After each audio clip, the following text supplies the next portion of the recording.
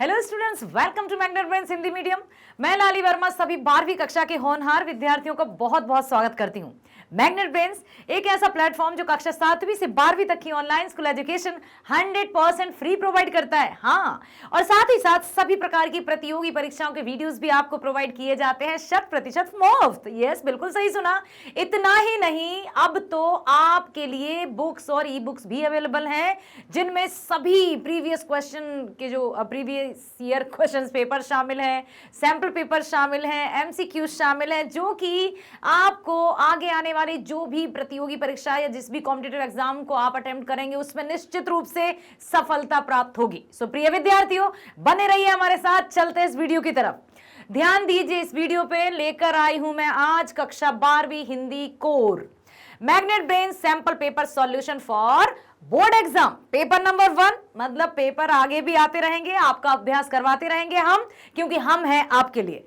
चलते हैं कि किस तरह से पेपर आने वाला है और कौन कौन से प्रश्नों को शामिल किया जा सकता है। अधिकतर उन्हीं प्रश्नों को शामिल किया है सैंपल पेपर्स में मैग्नेट ब्रेन्स के, जो आपकी परीक्षा में हेल्प करेंगे। तो चलते हैं सबसे पहले हम फ्रंट पेज पर, जो कि आपके क्वेश्चन पेपर पर सबसे पहला पेज लिखा रहता है कुछ इस तरह से।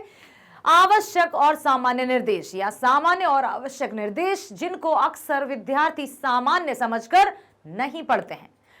सो प्लीज आप यहां पर ध्यान दीजिएगा कि ये जो सामान्य निर्देश है वो बहुत महत्वपूर्ण होते हैं। इनको आपको बहुत अच्छे से पालन करना ही है। निर्धारित समय दिया जाएगा 3 घंटे। प्रतिदर्श प्रश्न पत्र है, सैंपल पेपर है, कक्षा 12वीं है, कोर हिंदी की हम बात कर रहे हैं, विषय हिंदी, ठीक है। कोर इंग्लिश में कोर और हिंदी में आधार। निर्धारित समय 3 घंटे। पूर्णांक है आपका 80 नंबर। चलते हैं। इस प्रश्न पत्र में 2 खंड हैं, आ और बा। कुल प्रश्न 13 हैं। ध्यान दीजिएगा, आपके खंड हैं 2, आ और बा, जिनमें कुल प्रश्नों की संख्या 13 है। खंड आ में 45 वस्तु परक प्रश्न पूछे गए हैं। 45 कौन से प्रश्न? Objective type. वस्तु परक मींस वस्तुनिष्ठ प्रश्न, जिनमें से केवल 40 प्रश्नों के आपको उत्तर देने हैं। 45 में से 40 के उत्तर आपको देने हैं। खंड बा में वर्णनात्मक प्रश्न पूछे गए हैं, सब्जेक्टिव टाइप। प्रश्नों के उचित आंतरिक विकल्प भी दिए हैं। ये हैं आपके एमसीक्यूज, जिसमें 4 विकल्प दिए जाएंगे और सही आपको टिक करना है। बाकी खंड बा में रहेगा आपका सब्जेक्टिव टाइप, जो कि उनमें भी आंतरिक रूप से विकल्प दिए जाएंगे। जैसे किन्हीं 3 प्रश्नों में से किन्हीं 2 के उत्तर लिखिए, 3 टॉपिक्स दिए जाएंगे, किन्हीं 1 को आपको करना है। इस तरह से आंतरिक प्रश्नों के अंदर ही विकल्प, ठीक है। प्रश्नों के उत्तर दिए गए निर्देशों का पालन करते हुए देना है आपको। दोनों खंडों के प्रश्नों के उत्तर देना अनिवार्य है। ऐसा नहीं है कि आप खंड का करके और बस सोचे कि बस यार बहुत है। नो बेटा, बहुत अच्छे से आपको सॉल्व करना है, ताकि बहुत अच्छे अंक आप प्राप्त कर सको। यथासंभव दोनों खंडों के प्रश्नों के उत्तर क्रमशः लिखिए। यदि जिस तरह से पेपर निर्मित किया जाता है उसी आधार पर कि आपको पहले, यदि आप बिल्कुल, मैं तो यही करूंगी कोशिश, और सामान्य निर्देश में भी यही है कि यथासंभव क्रम अनुसार जैसा पेपर है उसी के अनुसार आप पेपर सॉल्व करें, ताकि आप समय सीमा के अंतर्गत बहुत अच्छे से पेपर सॉल्व की कर लें और उसको क्रॉस चेक भी कर लें। तो सबसे पहले हम चलते हैं खंड आ, जो कि बहुविकल्पी या वस्तु परक प्रश्न है, ऑब्जेक्टिव टाइप प्रश्न है। सबसे पहला आया है अपठित गद्यांश। गद्यांश आया है, इसमें वस्तु परक प्रश्न पूछे जाएंगे और ये आपका है 10 नंबर का, अर्थात एक गद्यांश के 10 प्रश्न हैं बेटा, बहुत वैल्यू रखते हैं। 80 में से 10 नंबर का पहला प्रश्न। अब पढ़ते हैं। निम्नलिखित गद्यांश को ध्यानपूर्वक पढ़कर सर्वाधिक उपयुक्त उत्तर वाले विकल्प को चुनकर लिखिए। दुनिया शायद अभी तक के सबसे बड़े संकट से जूझ रही है। वर्तमान समय की इस महामारी ने हर किसी के जीवन में हलचल मचा दी है। इस महामारी ने जीवन की सहजता को पूरी तरह से बाधित कर दिया है। भारत में इतनी अधिक आबादी है कि इसमें किसी नियम कायदे को पूरी तरह से अमल में लाना अपने आप में एक बड़ी चुनौती है, क्योंकि जनसंख्या इतनी बड़ी है कि सबको एकजुटता के साथ किस तरह से इंस्ट्रक्ट किया जाए, ये भी सबसे बड़ा चैलेंज है। इस महामारी के संक्रमण को रोकने के उद्देश्य से पूर्ण बंदी लागू की गई, लॉकडाउन किया गया कोरोना के लिए, और इसे कामोबेश कामयाबी के साथ अमल में भी लाया गया। लॉकडाउन किया गया केंद्र सरकार के द्वारा और बहुत अच्छे से राज्य सरकारों ने, साथ ही साथ हर एक भारतीय ने भी इसमें भागीदार देते हुए बहुत अच्छे से इसका पालन किया। परंतु यह भी सच है कि जिस महामारी से हम जूझ रहे हैं उसमें लड़ने में मुख्य रूप से हमारे शरीर की प्रतिरोधक क्षमता, रेजिस्टेंस पावर की बड़ी भूमिका है। लेकिन सबसे बड़ी चिंता बच्चों और बुजुर्गों की होती है, क्योंकि इस मामले में अधिकतर नागरिकों ने जागरूकता और सहज बोध की वजह से अनेक सावधानियां बरती हैं। लेकिन इसके समांतर अन्य कई समस्याएं खड़ी हुई हैं, जैसे आर्थिक गतिविधियां जिस प्रकार बुरी तरह प्रभावित हुई। हाँ, बुरी तरह से प्रभावित हुई, कंपनियों से निकाले गए, बहुत कुछ हुआ। उसने बहुत सारे लोगों के सामने संकट और ऊहापोह मतलब होता है भाग दौड़ की ऐसी स्थिति खड़ी कर दी। एक तरफ नौकरी और दूसरी तरफ तनख्वाह पर रहने लोगों की लाचारी यह है कि जहां उन्हें यह आश्वासन दिया गया था कि उन्हें नौकरी से नहीं निकाला जाएगा, वेतन नहीं रोका जाएगा, वहीं उनके साथ उल्टा हुआ। कई की नौकरी चली गई, कई जगहों पर तनख्वाह नहीं मिली, कटौती की गई और किराए के घर तक छोड़ने की नौबत आ गई। इस महामारी का दूसरा असर शिक्षा जगत पर भी पड़ा है।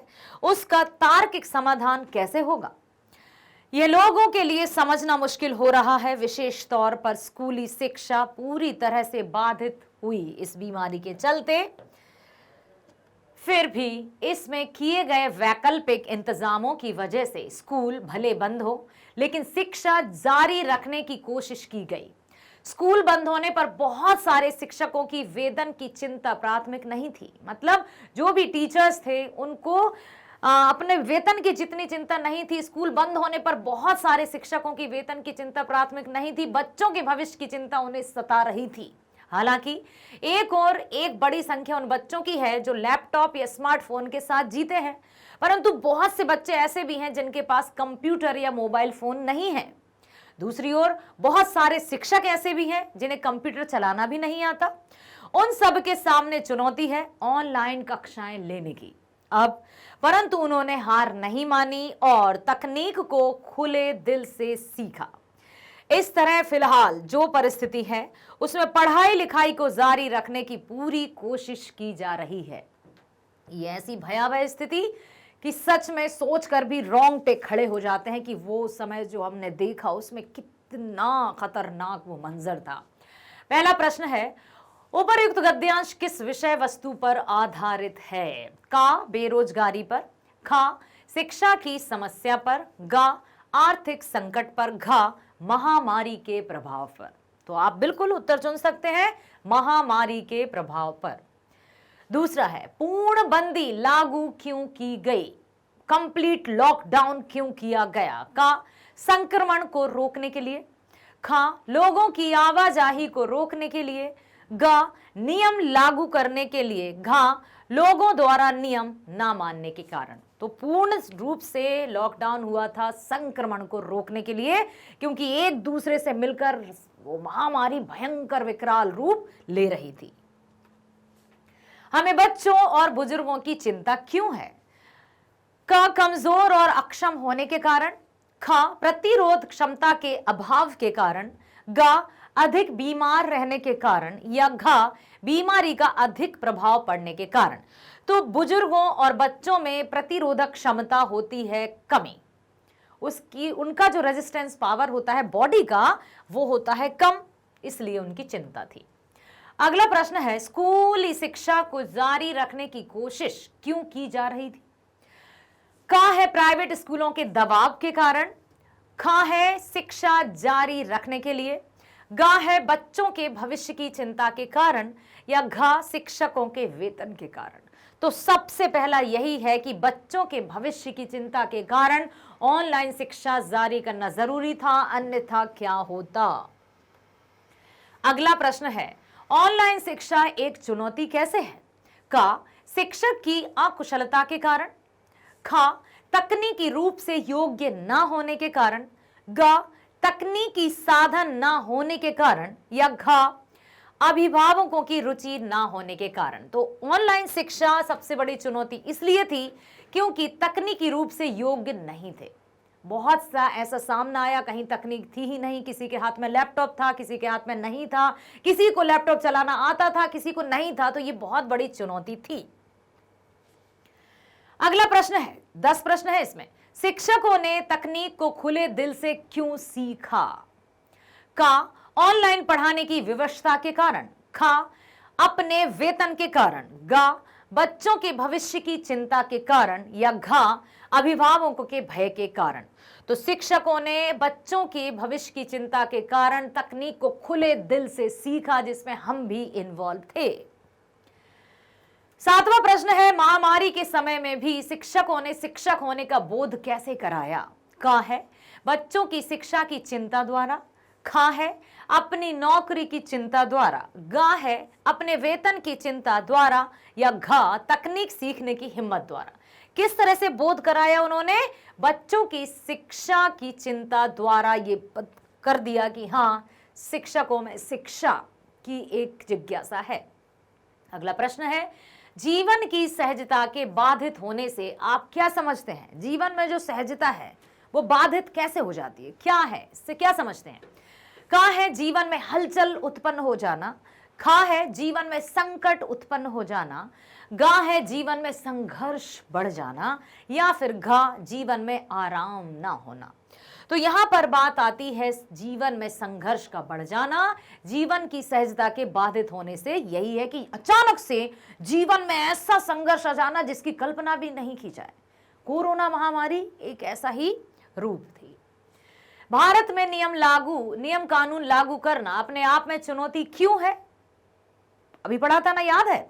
चलो ऑप्शंस देखते हैं। का है, आबादी अधिक होने के कारण। खा है, लोगों के अशिक्षित होने के कारण। गा है, लोगों द्वारा नियम पालन न करने के कारण। या घा, लोगों में नियम कानून की समझ न होने के कारण।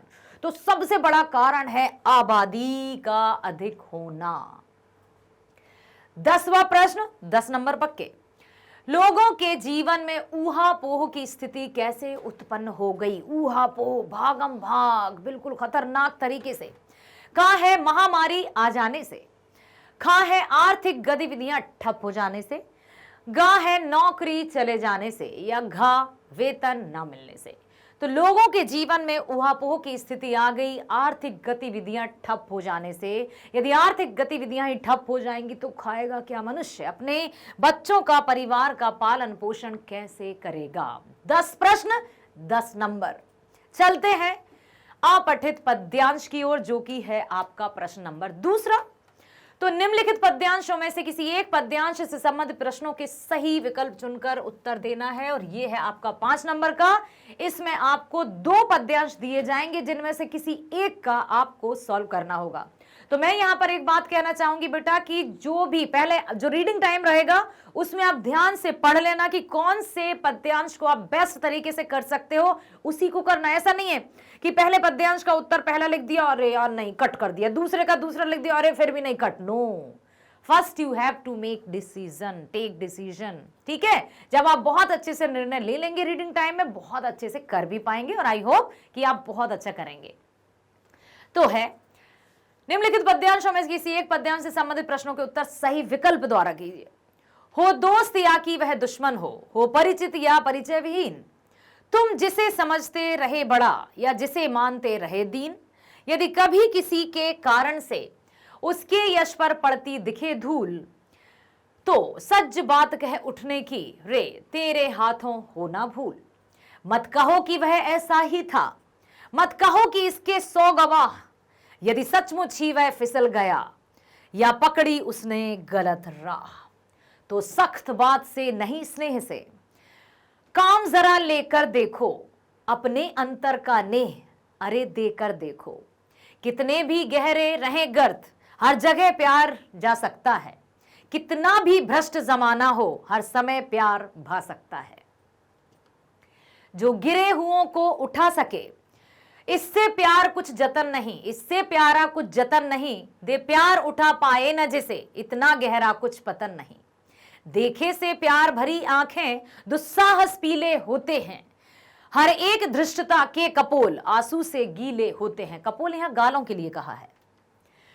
तो सख्त बात से नहीं स्नेह से काम जरा लेकर देखो, अपने अंतर का नेह अरे देकर देखो, मतलब पोलाइटनेस, विनम्रता की ओर कवि ने बहुत अच्छी ये पंक्तियां लिखी हैं। अब जानते हैं, प्रश्नों की तरफ चलते हैं हम।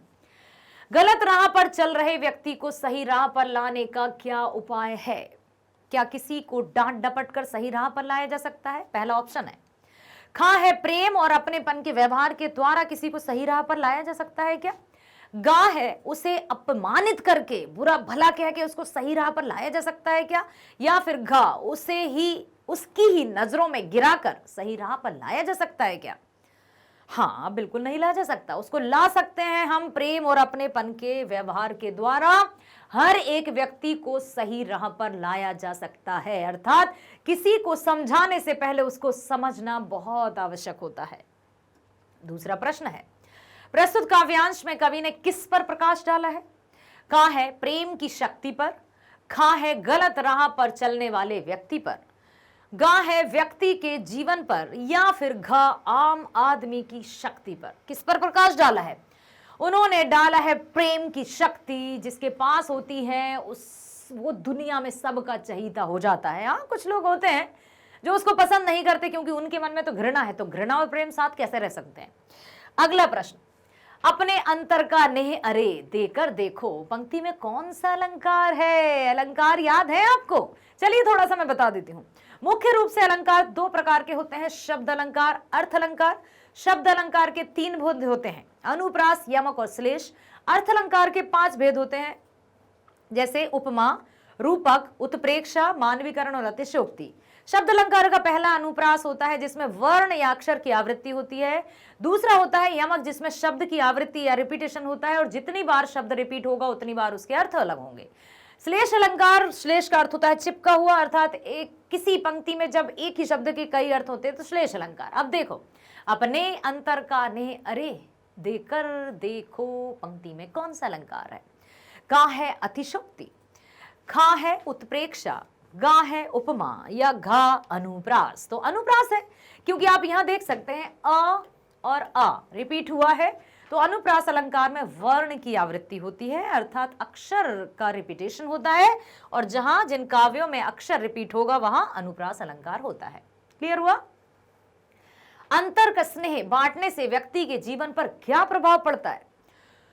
का है व्यक्ति का जीवन नीरस हो जाता है, खा है व्यक्ति पूर्व की अपेक्षा अधिक सहज हो जाता है, गा है व्यक्ति दूसरों को गिराकर स्वयं प्रगति करता है, या फिर घा व्यक्ति प्रेम के महत्व को कम करता है। अंतर का स्नेह बांटने से व्यक्ति पूर्व की अपेक्षा अधिक सहज हो जाता है। कहते हैं ना, जितना प्यार लुटाओगे उतना वापस में पाओगे, और मन को इतना सुकून और शांति मिलेगी कि हर तरफ सही सही नजर आएगा। तो अपने मन में प्रेम और स्नेह की भावना लेकर चलना।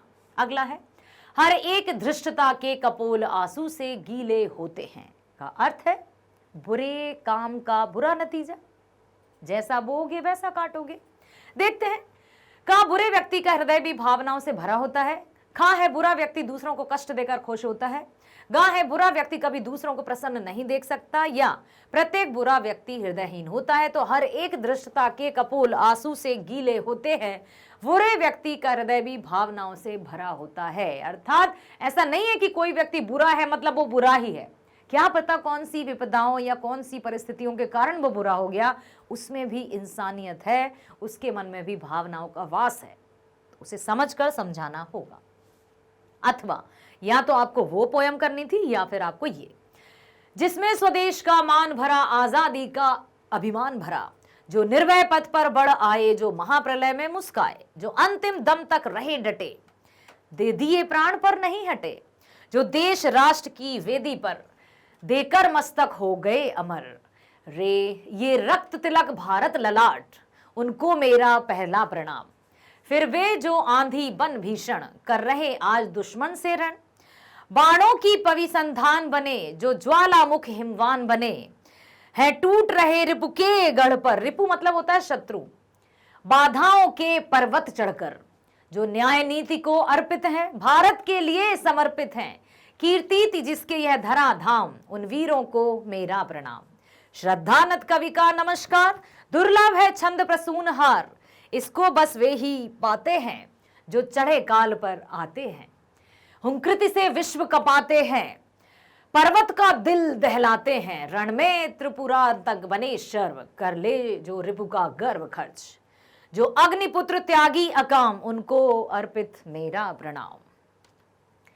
प्रस्तुत काव्यांश में कवि किसे प्रणाम करता है? तो का है मातृभूमि को, खा है पूर्वजों को, गा है वीर सैनिकों को, या घा हिमालय को।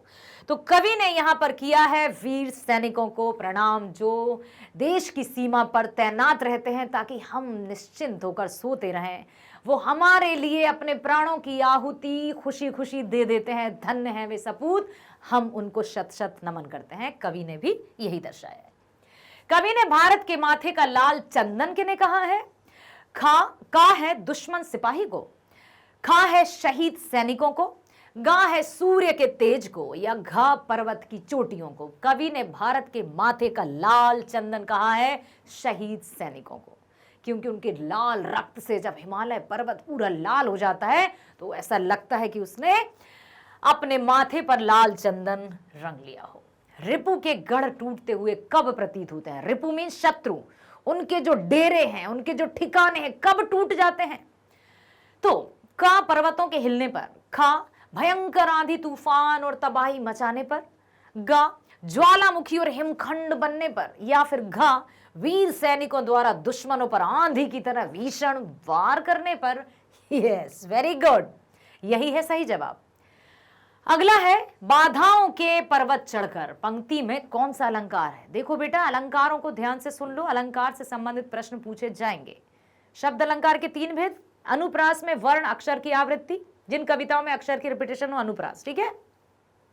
बाधाओं के पर्वत चढ़कर, पंक्ति में कौन सा अलंकार है? का है अनियोक्ति, खा है रूपक, गा है पुनरुक्ति, या घा है अनुप्रास। तो रूपक अलंकार है, क्योंकि बाधाओं के पर्वत चढ़कर, बाधाओं को पर्वत का ही रूप दे दिया है। यहां पर उपमान और उपमेय में भेद नहीं है, मतलब अभेद आरोपित किया है, इसलिए रूपक अलंकार है।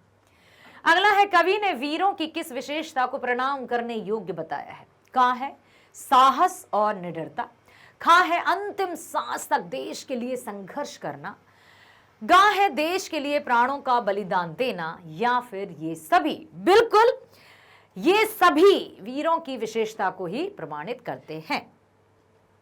प्रश्न तीसरा, निम्नलिखित प्रश्नों के उत्तर देने के लिए उपयुक्त विकल्प का चयन कीजिए। भारत में हिंदी पत्रकारिता दिवस कब मनाया जाता है?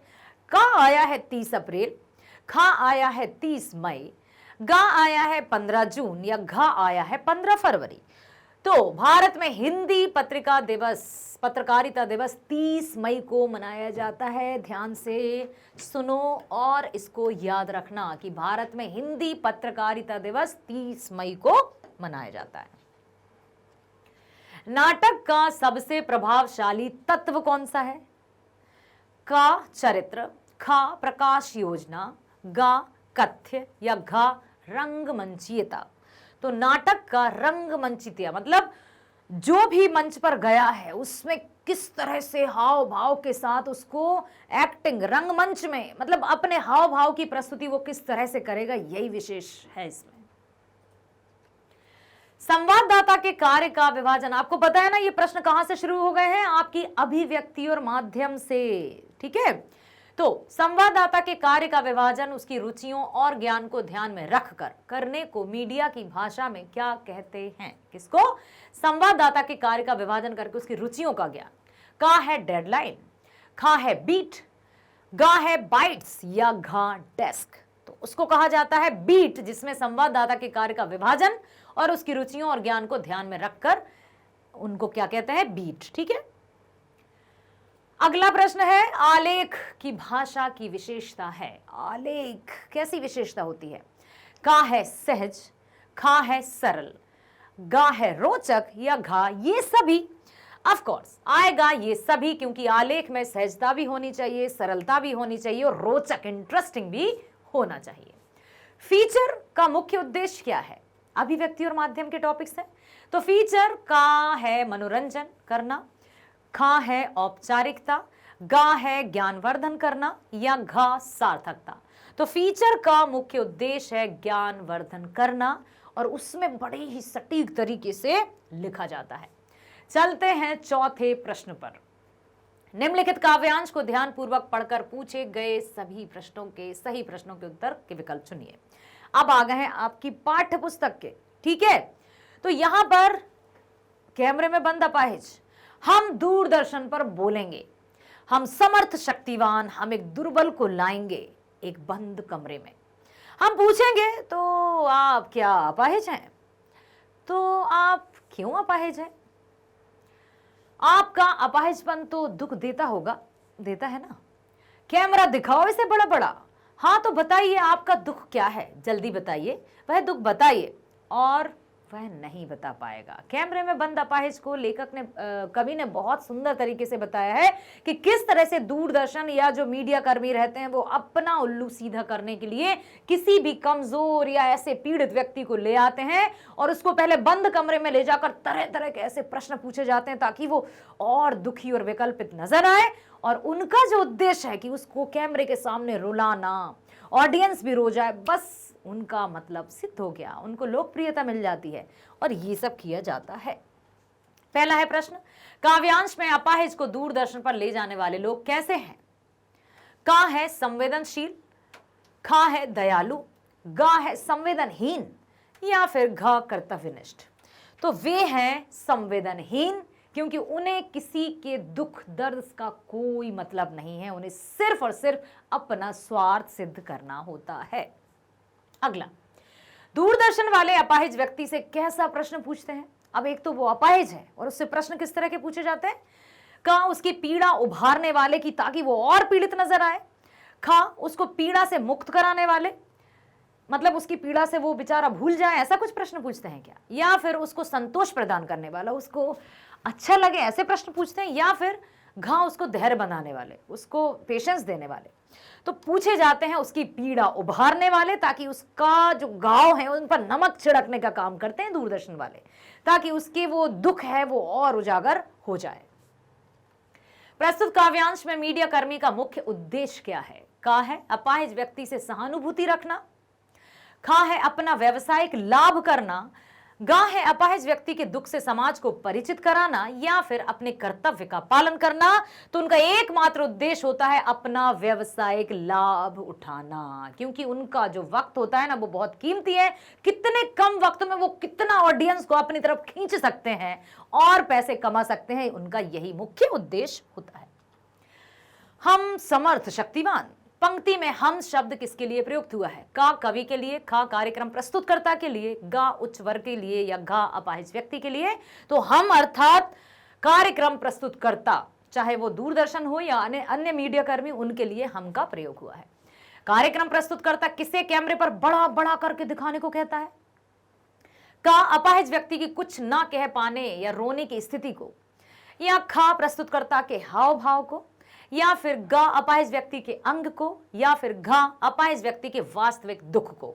तो वो दिखाते हैं अपाहिज व्यक्ति की कुछ ना कह पाने या रोने की स्थिति को कम कैमरे के सामने बड़ा बड़ा करके दिखाते हैं, ताकि ऑडियंस कहे अरे बेचारा कितना दुखी है, और इससे उनको हो जाए फायदा। और उनका एकमात्र उद्देश्य रहता है कि इस पीड़ित और दर्शकों को साथ में रुलाया जाए। फिर तो ये कार्यक्रम सामाजिक है तो हिट हो ही जाएगा, और जिस उद्देश्य की पूर्ति के लिए वे ये सब कार्यक्रम दिखा रहे हैं वो उनका काम बन जाएगा। कहते हैं ना कि सब कुछ स्क्रिप्टेड रहता है, जो हमें लगता है चाहे वो कोई से भी शोज हो वहां पर दिखता है कि अरे ऐसा कैसे हुआ उनकी सब सोची समझी साजिश रहती है, और यही बताया है इसमें। चलते हैं 5वें प्रश्न की ओर। निम्नलिखित गद्यांश को पढ़कर दिए गए प्रश्नों के सही उत्तर वाले विकल्प को चुनिए। ये रहेंगे आपका 5 नंबर का है, ये भी ठीक है। अब इसमें ये है कि पढ़ते हैं पहले। पैसा पावर है, गद्यांश मतलब पठित गद्यांश है, ये आपकी पाठ्य पुस्तक का ही है। पैसा पावर है पर उसके सबूत में आसपास माल टाल ना जमा हो तो क्या वह खाक पावर है। पैसे को देखने के लिए बैंक हिसाब देखिए, पर माल असबाब मकान कोठी तो अनदेखे भी दिखते हैं। पैसे की उस परचेजिंग पावर के प्रयोग में ही पावर का रस है। लेकिन नहीं, लोग संयमी भी होते हैं। वे फिजूल सामान को फिजूल समझते हैं। वे पैसा बहाते नहीं और बुद्धिमान होते हैं। बुद्धि और संयम पूर्वक वह पैसे को जोड़ते जाते हैं। वह पैसे की पावर को इतना निश्चय समझते हैं कि उसके प्रयोग की उन्हें दरकार ही नहीं है। बस पैसे के जुड़ा होने पर खुद उनका मन गर्व से भरा और फूला रहता है। पता चला कौन सा है ये? बाजार दर्शन का। यस, चलो पहला प्रश्न देखते हैं। संयमी व्यक्ति पैसे के प्रयोग की आवश्यकता क्यों नहीं समझते हैं? संयमी व्यक्ति पैसे के प्रयोग की आवश्यकता क्यों नहीं समझते हैं? प्रश्न को ध्यानपूर्वक देखा करो, यहां पर आया है नहीं समझते हैं। ठीक है, तो प्रश्न का जो ऑप्शन है वो है पहला, पैसे जोड़ने पर मन गर्व से भरा रहने के कारण। खा है पैसे की आवश्यकता ना समझ पाने के कारण। गा है पैसे को फिजूल सामान समझने के कारण। या फिर पैसे की पावर का सही उपयोग करने के कारण। बताइए, संयमी व्यक्ति पैसे के प्रयोग की आवश्यकता क्यों नहीं समझते हैं? क्यों नहीं समझते हैं? तो पैसा जोड़ने पर मन गर्व से भरा रहने के कारण। कुछ लोग जोड़ते जाते हैं, इतना हो गया, इतना हो गया, इतना हो गया, उसी में उनको गर्व महसूस होता है। ठीक है, अगला है इसी का, फिजूल सामान को फिजूल कौन समझता है? जो बाजार दर्शन, जैसे कि बहुत आकर्षक सामान आते हैं, चमक दमक रहती है मार्केट में, तो फिजूल जो सामान है उसको फिजूल कौन समझेगा? कहाँ है बुद्धिहीन, जिसके पास बुद्धि नहीं होगी। खा संयमी, गा क्रूर, या फिर घा अमानवीय। तो अब बताइए, फिजूल सामान को फिजूल कौन समझेगा? फिजूल सामान को फिजूल समझने वाला संयमी व्यक्ति होगा ना, अदरवाइज फिजूल सामान को भी ले आते हैं भर भर के घर में और फिर बाद में पछताते रहते हैं। इसलिए संयमी व्यक्ति ही फिजूल को फिजूल समझते हैं। अगला है, पैसा बहाने से क्या अभिप्राय है? पैसा बहाने से मतलब का है फिजूल खर्ची करना। खा है पैसे को पानी में फेंकना, क्योंकि बहाना है तो पानी में फेंक दिया। गा है पैसे को महत्व देना। या घा पैसे को सब कुछ समझना। पैसे को बहाने का अर्थ है फिजूल खर्ची करना, मतलब फिजूल मतलब यूं ही आप व्यय करते जाना, बिना आवश्यक जो सामान है वो जो दिखा तो ले लिया और फेंक दिया, पैसे की तरह पानी को बहा दिया, फिजूल खर्ची। पैसे को जोड़कर गर्व का अनुभव कौन करते हैं? पैसे को जोड़ कर गर्व का अनुभव कौन करते हैं? का बुद्धि और संयम से काम लेने वाले व्यक्ति। खा मन की इच्छा पूरी करने वाले व्यक्ति। गा स्वार्थ से परिपूर्ण व्यक्ति। या फिर घा लाचार और बेबस व्यक्ति। तो पैसे को जोड़कर गर्व का अनुभव तो बुद्धि और संयमी लोग ही करते हैं। अगला, पैसे की पावर का रस किसमें है? पैसे की पावर का रस बताइए किसमें है? कहाँ है? विक्रय शक्ति में, बेचने की शक्ति में। या फिर खा परचेजिंग पावर में। या फिर गा संयमित व्यक्ति में। या फिर घा गर्व से भरे व्यक्ति में। पैसे की पावर का रस है परचेजिंग पावर में। जितना अधिक खर्च करेंगे, परचेजिंग करेंगे, वही तो है पावर। ठीक है, तो जिनके पास पैसा होता है फिर तो वो जाएंगे बाजार एक सामान को सोचकर। जैसे लेखक के मित्र को याद कीजिए, गए थे कि एक दो सामान लाएंगे और जब बाजार से लौटे तो इतने सारे बैग्स की ना हाथों में समा पा रहे ना गाड़ी में, ये हो जाता है। ठीक है, चलते हैं प्रश्न 6वें की ओर। प्रश्न है, निम्नलिखित प्रश्नों के उत्तर हेतु निर्देश अनुसार सही विकल्प का चयन कीजिए। पहला, यशोधर बाबू, कौन सी पाठ्य पुस्तक आ गई है? ये हमारी सिल्वर वेडिंग। यस, वितान पूरक पाठ्य पुस्तिका का प्रश्न है ये। यशोधर बाबू पहले गोल मार्केट से सेक्रेटेरिएट तक साइकिल से आते जाते थे, परंतु अब पैदल आने जाने लगे हैं। क्योंकि कहानी सिल्वर वेडिंग के आधार पर सही विकल्प लिखिए कि आखिर उनके बच्चों को अब साइकिल से उनका आना जाना भाता नहीं है। तो ऐसा क्यों भाई, क्या हुआ कि अब वो साइकिल से नहीं आ जा रहे हैं? कहा उन्हें ऐसा करने की सलाह डॉक्टर ने दी थी? नो। खा उनके बच्चों को अपने पिता का साइकिल से आना जाना या सवार होना पसंद नहीं है? सोचते हैं। गा है उनके ऑफिस में सभी पैदल आते हैं, इसलिए उन्होंने सोचा कि भाई मैं भी क्यों साइकिल से जाऊं, मैं भी पैदल जाऊंगा। या फिर घा उनके पास साइकिल की मरम्मत के लिए पैसे नहीं, बेचारों की साइकिल बिगड़ गई है, खराब हो गई है, तो अब वो मरम्मत नहीं करवा सकते हैं। सबसे मेन जो कारण था, उनके बच्चों को अपने पिता का साइकिल सवार होना पसंद नहीं है, तो अब वो साइकिल छोड़कर पैदल जाते हैं क्योंकि स्कूटर वो नहीं ले सकते। सिल्वर वेडिंग कहानी के अनुसार यशोधर बाबू को कोई भी बात गलत लगने पर वे क्या प्रतिक्रिया व्यक्त करते हैं? क्या कहते थे वो? का है उसका डट कर विरोध करते थे। खा है उस बात पर अत्यंत क्रोध करते थे। ग प्रसन्नता के साथ अपना विचार प्रकट करते थे, या फिर घ समहाउ इम्प्रॉपर कहकर चुप लगा जाते थे। आप समहाउ इम्प्रॉपर, यही तो उनका डायलॉग था, तो आंसर भी यही होगा। अगला है यशोधर बाबू पुराने विचारों वाले व्यक्ति है, जबकि उनका परिवार आधुनिक विचारों का समर्थक है। यहां तक कि उनकी पत्नी जी भी बच्चों के साथ हो गई है। इसका उन पर क्या प्रभाव पड़ता है? कहानी सिल्वर वेडिंग के आधार पर सही कथन छांटिए कि वो है पुरानी विचारधारा के। बचपन में उनके माता पिता का देहांत हो गया था, तो अपने से बड़े लोगों की संगत में वे रहे, फिर साथ ही साथ किशनदा के संपर्क में रहे, तो जिससे उनकी पूरे जो विचार और ख्याल थे वो पूरी तरह से पुराने थे। लेकिन अब परिवार हो गया है उनका आधुनिक, तो इस पर क्या है बताइए, क्या प्रभाव पड़ा? का उनका अपने परिवार के साथ मतभेद बना रहता था, मतलब उनके परिवार के साथ उनकी बिल्कुल भी नहीं बनती थी। खा है उनके अपने परिवार के साथ अच्छे संबंध थे। गा है उनके बच्चे उन्हें समझते थे, या फिर घा उनकी पत्नी सदैव उनका समर्थन करती थी। बिल्कुल नहीं।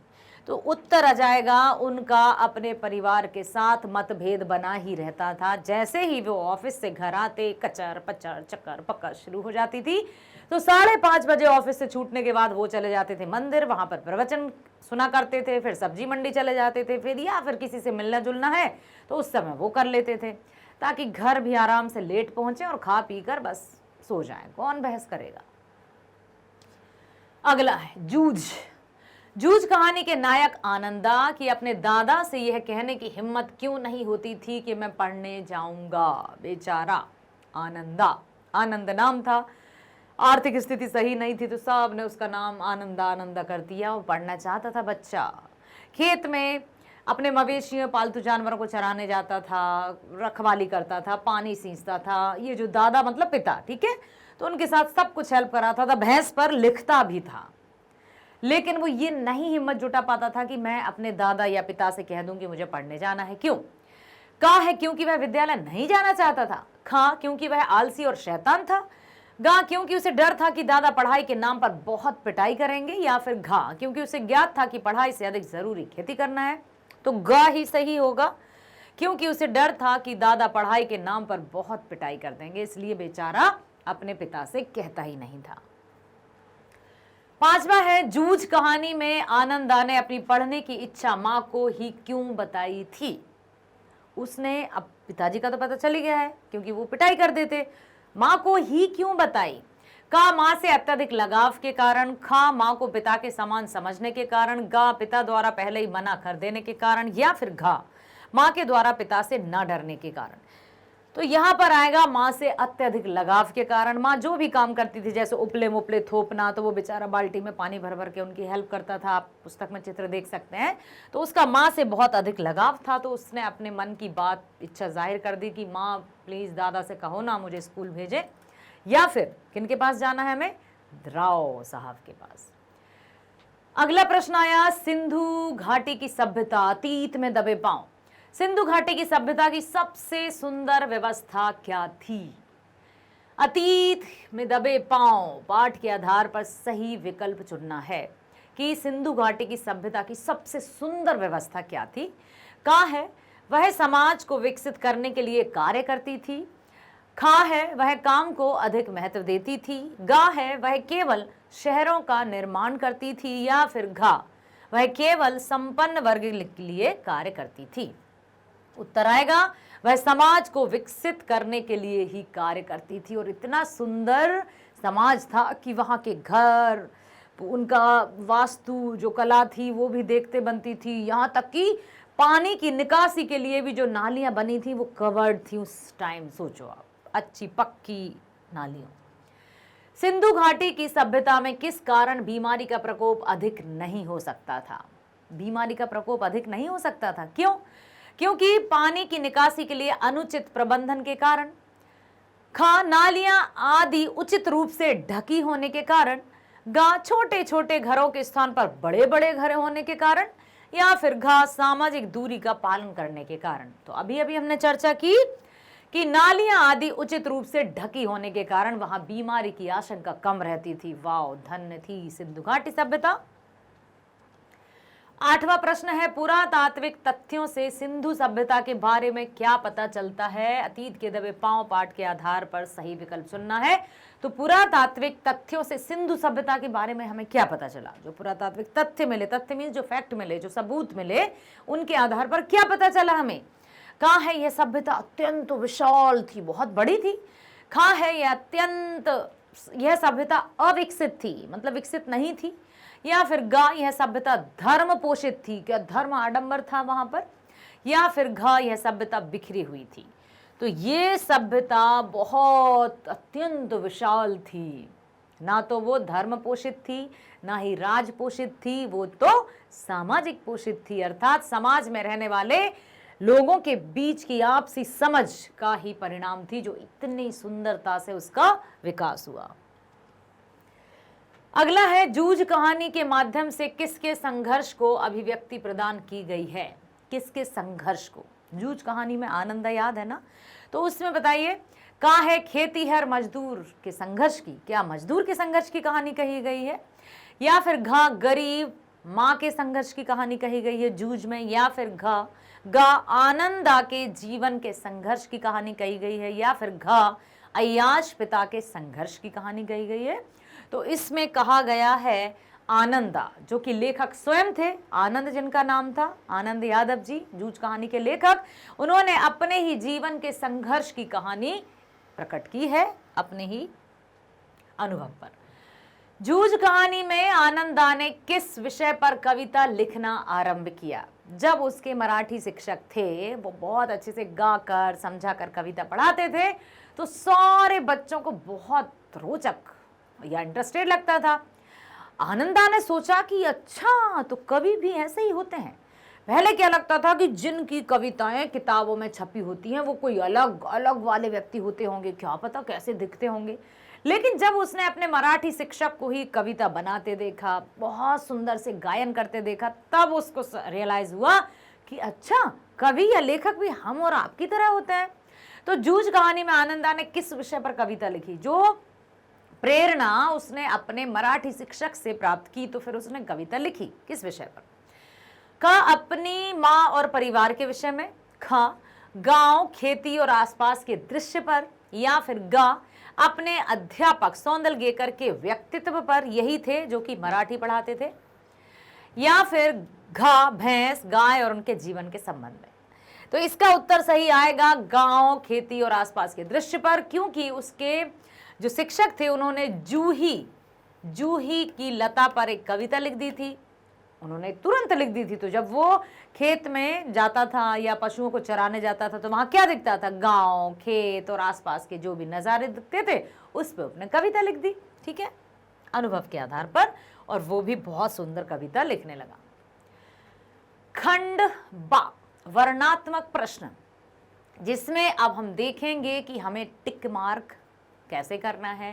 तो देखते हैं। सबसे पहले यहाँ पर अब टिक मार्क नहीं है, आंतरिक विकल्प दिए गए हैं। इस तरह से प्रश्न आएंगे कि किन्हीं 3 प्रश्नों में से 2 के उत्तर लिखिए, या फिर 3 ये जो अनुच्छेद आया है, रचनात्मक लेखन है, तो उसमें आपको टॉपिक्स दिए जाएंगे, उनमें से आपको किसी एक विषय पर लिखना होगा। तो आंतरिक विकल्प दिए जाएंगे, अब टिक द करेक्ट नहीं है, क्योंकि खंड का जो था वो ऑप्शंस मतलब ऑब्जेक्टिव था, अब ये आया है सब्जेक्टिव बेटा। तो ध्यान से देखना, और ऐसा नहीं है कि जल्दबाजी में तीनों के तीनों लिखाओ कि छोटा छोटा करके हम तीनों लिख देते हैं, अब हम कुछ नहीं छोड़े हैं। तो आपको प्रश्न को बहुत ध्यानपूर्वक पढ़ना है और उस आधार पर आपको उत्तर लिखना है। तो निम्नलिखित में से किसी एक विषय पर लगभग 150 शब्दों में रचनात्मक लेख लिखिए। 150 शब्द, एक पूरा पेज या थोड़ा सा नेक्स्ट वाला पेज जा सकता है, ज्यादा लंबा चौड़ा लिखने की आवश्यकता नहीं है। जो पूछा है बिल्कुल सटीक भाषा में उसी का उत्तर देना है, अच्छे शब्दों का प्रयोग करना है। आपको पता है कि मौखिक और लिखित भाषा में लिखित भाषा ही अत्यधिक प्रमाणिक मानी जाती है, और जिस तरह से, तभी मैं कहती हूं कि अपने व्यवहार की भाषा में बहुत अच्छे शब्दों का प्रयोग कीजिए, ताकि जब आप एग्जामिनेशन हॉल में रहेंगे तो आपको अत्यधिक सोच विचार करने की आवश्यकता ना पड़े, क्योंकि जिस तरह की भाषा का मतलब प्रयोग हम व्यवहारिक भाषा में करते हैं, तुरंत तुरंत तुरंत हमारे मस्तिष्क में शब्द आते जाते हैं और हम लिख देते हैं। ठीक है, तो अब है एक विषय पर लिखना है। 3 टॉपिक्स दिए हैं। का है आधुनिकता और नारी, खा है फिल्मों की सामाजिक भूमिका, गा है आधुनिक युग में कंप्यूटर। ठीक है, अब तीनों में से परीक्षा में आपको एक करना होगा, तो यहां हम देख लेते हैं तीनों की। आधुनिक नारी की किस तरह से हम लिख सकते हैं, आधुनिकता और नारी, मतलब समझ में आया कि नारी और आधुनिकता जो है उस किस तरह से तालमेल बैठा है, या किस तरह से नारी जो प्राचीन युग से चली आ रही है, कहते हैं ना सबसे पहले अबला जीवन हाय तुम्हारी यही कहानी, आंचल में है दूध और आंखों में पानी, फिर धीरे धीरे धीरे आया यत्र, मतलब वेद पुराणों में था यत्र नारी पूजनते तत्र बसते देवता, जहां नारी की पूजा होती है वहां देवता निवास करते हैं। अब देखते हैं कि आधुनिक दौर में नारी किस तरह की स्थिति में है। आधुनिकता एक विचारधारा है, मॉडर्नाइजेशन। ठीक है, पुराने से स्वयं को अलग करके नए विचार और नई दिशा बनाना ही आधुनिकता है। कि हम भाई 30-35 साल पहले हम क्या करते थे, हमारा जो स्कूल हुआ करता था, सरकारी स्कूल की बात कर रहे हैं, वहां पर टाट पट्टियों पर बैठकर हम स्लेट बत्ती पर अ आ इ ई सीख चुके हैं। ठीक है, वो हमारा जमाना था। अब हम ये तो नहीं कह सकते कि नहीं आज भी तुम लोगों को उसी तरह से बैठना है और स्लेट बत्ती, जबकि स्लेट बत्ती बहुत अच्छा साधन थी, बार बार कॉपी या पेज या खराब करने की आवश्यकता नहीं होती थी, लिखा मिटाया फिर से लिखा, प्रैक्टिस बहुत अच्छे से होती थी। लेकिन इसका मतलब ये नहीं कि वही चलता है, धीरे धीरे धीरे धीरे धीरे समय बदलता गया और बहुत कुछ परिवर्तन आता गया। अब छोटे से छोटे बच्चे भी बहुत सुंदर सुंदर सी टेबल और चेयर पर बैठते हैं, बहुत कहीं कार्टून बने होते हैं ताकि बच्चा बिल्कुल देखते ही आकर्षित हो जाता है कि मुझे तो यहीं खेलना है। टॉय रूम भी होता है, ये होता है वो होता है, पहले ऐसा कुछ नहीं था। खेलना है, देखो ये है, खेलना भी क्या है, मां साहब ने कह दिया कि ऐसा लिखो, नहीं तो फिर डंडे भी रहते थे उनके हाथ में। तो अब यह है कि आधुनिकता एक विचारधारा है, ऐसा नहीं है कि हम जो पाश्चात्य संस्कृति है उसके वस्त्र जैसे पहनेंगे तो हम आधुनिक हो गए, या वो जिस तरह से खाना खाते हैं हम खाएंगे तो हम आधुनिक हो गए, या जिस तरह से वो जिस भाषा में बात करते हैं हम वो भाषा में बात करेंगे तो हम आधुनिक हो गए। ना तो पहनावे से होती है, ना खान पान से होती है, आधुनिकता होती है विचारों से। ठीक है, किस तरह से अपने विचारों में आधुनिकता होनी चाहिए वो सबसे बड़ा होता है। तो पुराने से स्वयं को अलग करके नए विचार और नई दिशा बनाना ही आधुनिकता है। हम आधुनिक युग उस समय से प्रारंभ करते हैं जब दुनिया में शासन और जीवन में नए स्वरूप का प्रादुर्भाव हुआ, नई जीवन व्यवस्था प्रारंभ हुई। इस प्रकार से समाज का क्रमिक विकास हुआ, क्रमिक मतलब सीरियल वाइज, आराम से सीढ़ी दर सीढ़ी दर सीढ़ी दर विकास होता गया।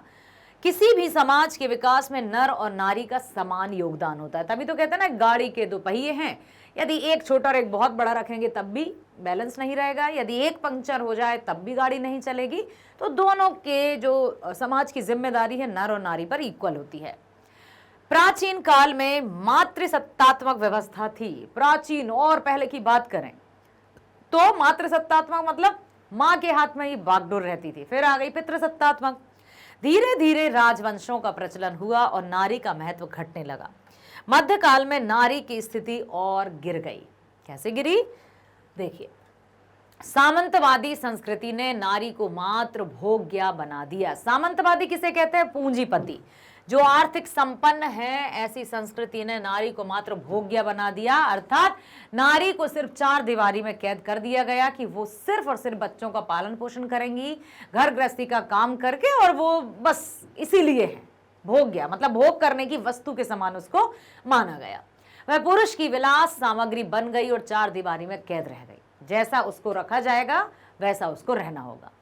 हालांकि आधुनिक युग की शुरुआत से जीवन के हर क्षेत्र में परिवर्तन आ गया। नारी की स्थिति सुधारने के लिए प्रयास किए जाने लगे।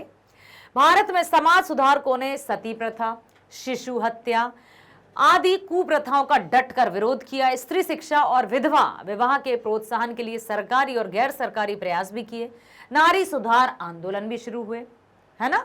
फिर उसके बाद आजादी मिलने के बाद देश में लोकतंत्र स्थापित हुआ और नए शासन में स्त्रियों को पुरुष के बराबर का दर्जा मिल गया। सैद्धांतिक और कानूनी तौर पर नारी को वे सब समस्त अधिकार प्राप्त हो गए जो पुरुष को उपलब्ध हैं, और धीरे धीरे धीरे चलता गया। सच्चे अर्थों में इन समस्त अधिकारों का उपभोग करने वाली वर्तमान जीवन की चेतना से पूर्णतः अनुरंजित नारी का नाम ही आधुनिक नारी है। अर्थात जो भी अधिकार हैं उनका उपभोग करने वाली, वर्तमान जीवन की चेतना से पूर्णतः, मतलब जो भी प्रेजेंट काल में चल रहा है उनको अपने विचारों में पूर्ण रूप से उन विचारों पर चलना, उनको इम्प्लीमेंट करना और उसी आधार पर अपने जीवन और अपने बच्चों और परिवार का पालन मतलब जो भी है भरण पोषण करने के साथ साथ उनको किस तरह से कहते हैं ना कि एक पुरुष पढ़ता है तो सिर्फ एक पुरुष पढ़ता है, लेकिन जब नारी शिक्षित होती है तो संपूर्ण परिवार और संपूर्ण समाज शिक्षित हो जाता है, क्योंकि मां की भाषा को ही बच्चा अपनाता है, ग्रहण करता है। ठीक है। आधुनिक नारी का अर्थ रूप और सौंदर्य से संपन्न नारी से कतई नहीं है। अर्थात आधुनिक नारी का अर्थ यह नहीं है कि वह सुंदर हो, मतलब दिखने में सुंदर हो तभी वह आधुनिक नारी है। ऐसा नहीं है कि जो जिसके पास पैसे अधिक होंगे वही आधुनिक नारी है। यहां पर विचारों की आधुनिकता की बात की गई है कि जो अपने आप को समाज के बीच में तालमेल स्थापित करके अपना जीवन व्यतीत कर सके, सबके साथ सामंजस्य बिठाकर चल सके, अपने में अहंकार या अपने आप पर घमंड ना करे, इस तरह से उस नारी की ओर संकेत किया गया है। यद्यपि भारत में विकास के चाहे कितने ही दावे किए जाएं, तथापि आज भी वास्तविकता यह है कि स्त्रियों को बराबर का अधिकार नहीं दिया गया है। लिखा है संविधान में, तो बहुत कुछ लिखा है। संविधान में लिखा है कि बाल मजदूरी नहीं है, मतलब 6 से 14 वर्ष की आयु के बच्चों को निःशुल्क शिक्षा प्रदान की जाएगी और ये किसी भी तरह से मजदूरी नहीं किए जाएंगे। जहां पर बाल मजदूरी पाई गई वहां पर उनको कानूनी दंड दिया जाएगा। लेकिन क्या बाल मजदूरी रुकी? नहीं रुकी। आज भी हम देखते हैं सड़कों पर, तो फैक्ट्रीज पर, तो होटलों पर छोटे छोटे बेचारे से छोटे छोटे बच्चे काम करते नजर आते हैं। तो ऐसा ही नारी के साथ भी है कि कहा गया है कि नारी की स्थिति बराबरी का है, लेकिन आज भी नहीं है। हालांकि अब वह समय के साथ साथ वैश्विक पटल पर स्थिति में परिवर्तन आ रहा है। विश्वव्यापी वो अपने आप को आगे करते हुए शिक्षा से जुड़ रही है और शिक्षा के साथ साथ प्रत्येक क्षेत्र में अपना परचम फहरा रही है। इस परिवर्तन में नारी को 2 स्तरों पर संघर्ष करना पड़ता है। पहला, समाज नारी को परंपरागत दृष्टिकोण से देखता है। जो दृष्टिकोण चला आ रहा था, कैसा कि नारी कोमल है, नारी अबला है, नारी निर्भर है, नारी घर के अंदर रहने वाली है। तो जो रूढ़िवादी विचारधारा चली आ रही थी, आज भी कहीं ना कहीं वो विचारधारा है। ठीक है। पहला, समाज नारी को परंपरागत दृष्टिकोण से देखता है। इस संघर्ष में नारी कुछ हद तक दिग्भ्रमित हो चुकी है। दिग्भ्रमित मतलब वो रास्ते से जा रही है, मतलब उस ऐसा नहीं है कि भाई जिस तरह से परंपरागत की तुम्हें सिर्फ घर में रहना है, स्कूल नहीं जाना है, कोमल हो। तो आज यदि आप देखें तो चाहे दंगल की बात कर लें या अंतरिक्ष को पार करने की बात कर लें या पहाड़ पर चढ़ने की बात कर लें, तो वो फिजिकली भी स्ट्रांग हो रही है। वह आधुनिकता के नाम पर उत्श्रृंखला को ग्रहण कर रही है और कहीं ना कहीं बिल्कुल साफ साफ लिखा है कि ऐसा नहीं है कि जो कानून और अधिकार उसको दिए हैं उसका सही इस्तेमाल भी करती है। जिसको अधिक अधिकार प्राप्त हो जाते हैं वो कहीं ना कहीं भटक भी जाती है। तो ऐसा हो रहा है। भारतीय नारी को चाहिए कि वह समाज की श्रेष्ठ जीवन उपयोगी परंपराओं को स्वीकार करे तथा पश्चिम के अंधानुकरण से बचे। लेकिन मॉडर्नाइजेशन या आधुनिकता के नाम पर नारी जो है पाश्चात्य संस्कृति की ओर मुड़ रही है। वेशभूषा में, खान पान में, बोलचाल में, किसी को कुछ ना समझने की स्थिति में, ज्वाइंट फैमिली में रहना पसंद नहीं कर रहे हैं आजकल। अब ये नारी क्या मतलब कमी है या पुरुष की, ये भी देखना होगा। नारी के समक्ष दूसरा संघर्ष क्रियात्मक है। पुरुष नारी पर अपना अधिकार समझता है। सैद्धांतिक तौर पर वह नारी की स्वतंत्रता का हिमायती है, परंतु व्यवहारिक स्तर पर इसे प्रदान करने में हिचकता है। यूं तो कहता है कि आप बिल्कुल सही हो, लेकिन जब कभी बात प्रैक्टिकल जीवन पर आती है तो कहीं ना कहीं उसको पीछे धक्का दे देता है। उच्च और शिक्षित वर्ग में भी इस कारण संघर्ष रहता है। इस बात का उदाहरण महिला आरक्षण विधेयक है। सभी राजनीतिक दल इसे लागू करने का विरोध कर रहे हैं। सामान्य बुद्ध स्तर के समुदाय के बीच आज भी नारी जटिल या कठिन परिस्थितियों में जीवन व्यतीत कर रही है। नारी मुक्ति का प्रमुख आधार है उसका आर्थिक रूप से स्वावलंबी होना, सेल्फ डिपेंडेंट होना, ठीक है, आत्मनिर्भर होना। यदि आर्थिक रूप से आत्मनिर्भर रहेगी तो फिर वो अपनी जीत निश्चित कर लेगी। ठीक है। जब नारी आर्थिक रूप से समर्थ होगी तब उसे निर्णय करने का अधिकार भी मिलेगा और उसकी परिवार में भी पूछ होगी। कभी कभी नौकरी भी उसे परिवार में प्रमुख स्थान नहीं दिला पाती। ऐसा नहीं है कि जो नौकरी कर रही हैं अब वो पूरी तरह से अपने घर पर सत्ता जमाएंगी, जैसे पितृसत्तात्मक सत्ता थी। आज भी वो घर का काम भी करती हैं, बाहर का काम भी करती हैं, फिर भी उनके जो निर्णय हैं उनको सेकेंडरी ही माना जाता है। बाहर निकलने पर नारी को स्थान स्थान पर बाधाएं भी झेलनी पड़ती हैं। बुरे लोगों के संपर्क में पड़कर वह पतन के गर्त में भी चली जाती है। ऐसा भी है कि संगति का प्रभाव है, उससे वो नीचे मतलब पतन के गर्त में चली जाती है, विनाश की ओर चली जाती है। नारी को इस स्थिति में संभल कर रहना चाहिए। उन्हें समझना होगा कि जिस प्रकार उच्च शिक्षा, गंभीर चिंतन और श्रेष्ठ आचरण आदर्श पुरुष के सनातन लक्षण है, उसी प्रकार नारी को इन गुणों को आधुनिक संदर्भ में भी विकसित करना होगा। शिक्षित होना है, गंभीर होना है, श्रेष्ठ आचरण का होना है, ये जरूरी है मनुष्य जीवन में, चाहे कोई नर हो या नारी हो। यदि हम शिक्षित होंगे, उसके साथ साथ ऐसा नहीं कि सिर्फ हम बुकिश नॉलेज प्राप्त कर लेंगे तो भाई हम सबसे बड़े हो गए, उसके साथ साथ हमें गंभीर चिंतन में भी श्रेष्ठ होना होगा। सोच विचार की जो प्रक्रिया है, जो प्रोसेस है, उसमें भी हमें ऊंचाई पर से सोचना होगा।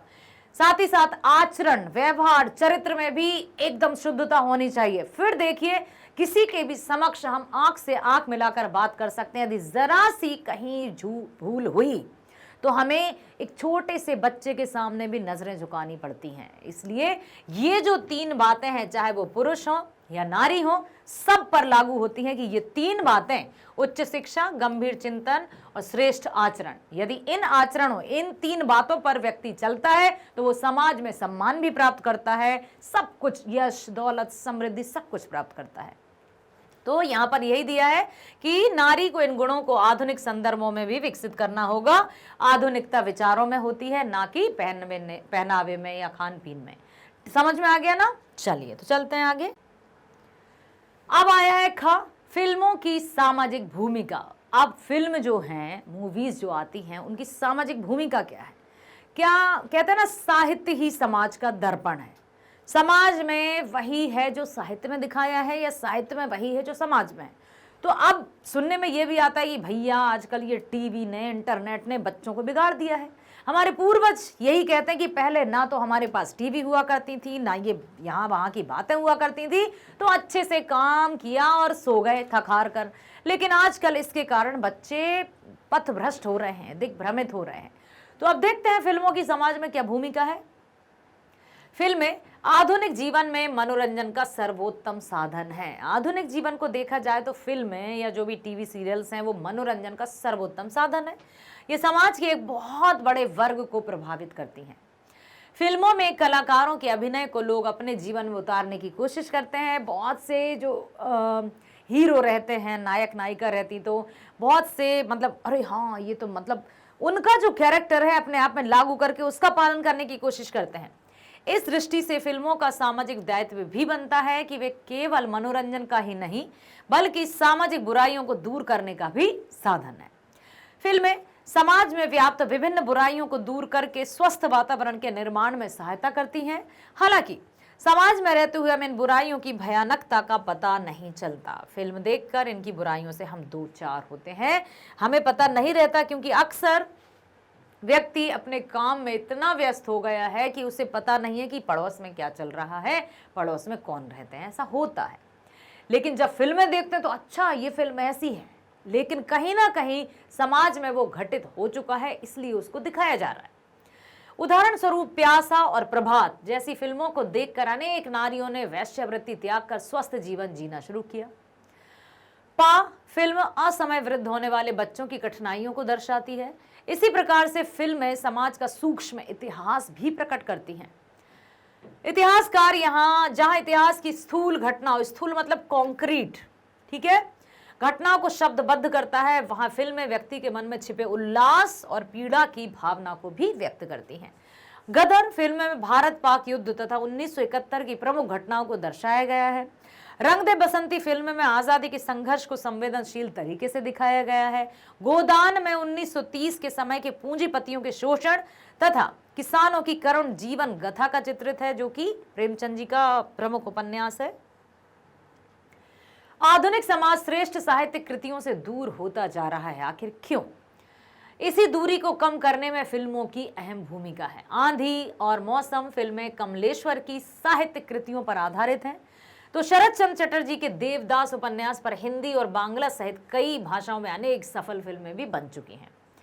फिल्मों के गीत भी सुख दुख के साथ ही बन जाते हैं। कभी हम खुश होंगे तो दूसरे तरह के गीत हमारे मन में आते हैं, जब कभी हम दुखी हो जाते हैं तो हमारे मन में कई तरह के गीत, या हम वही म्यूजिक सुनना पसंद करेंगे जिस तरह का हमारा मूड होता है, दुखी हैं, उदास हैं, खुश हैं, ठीक है।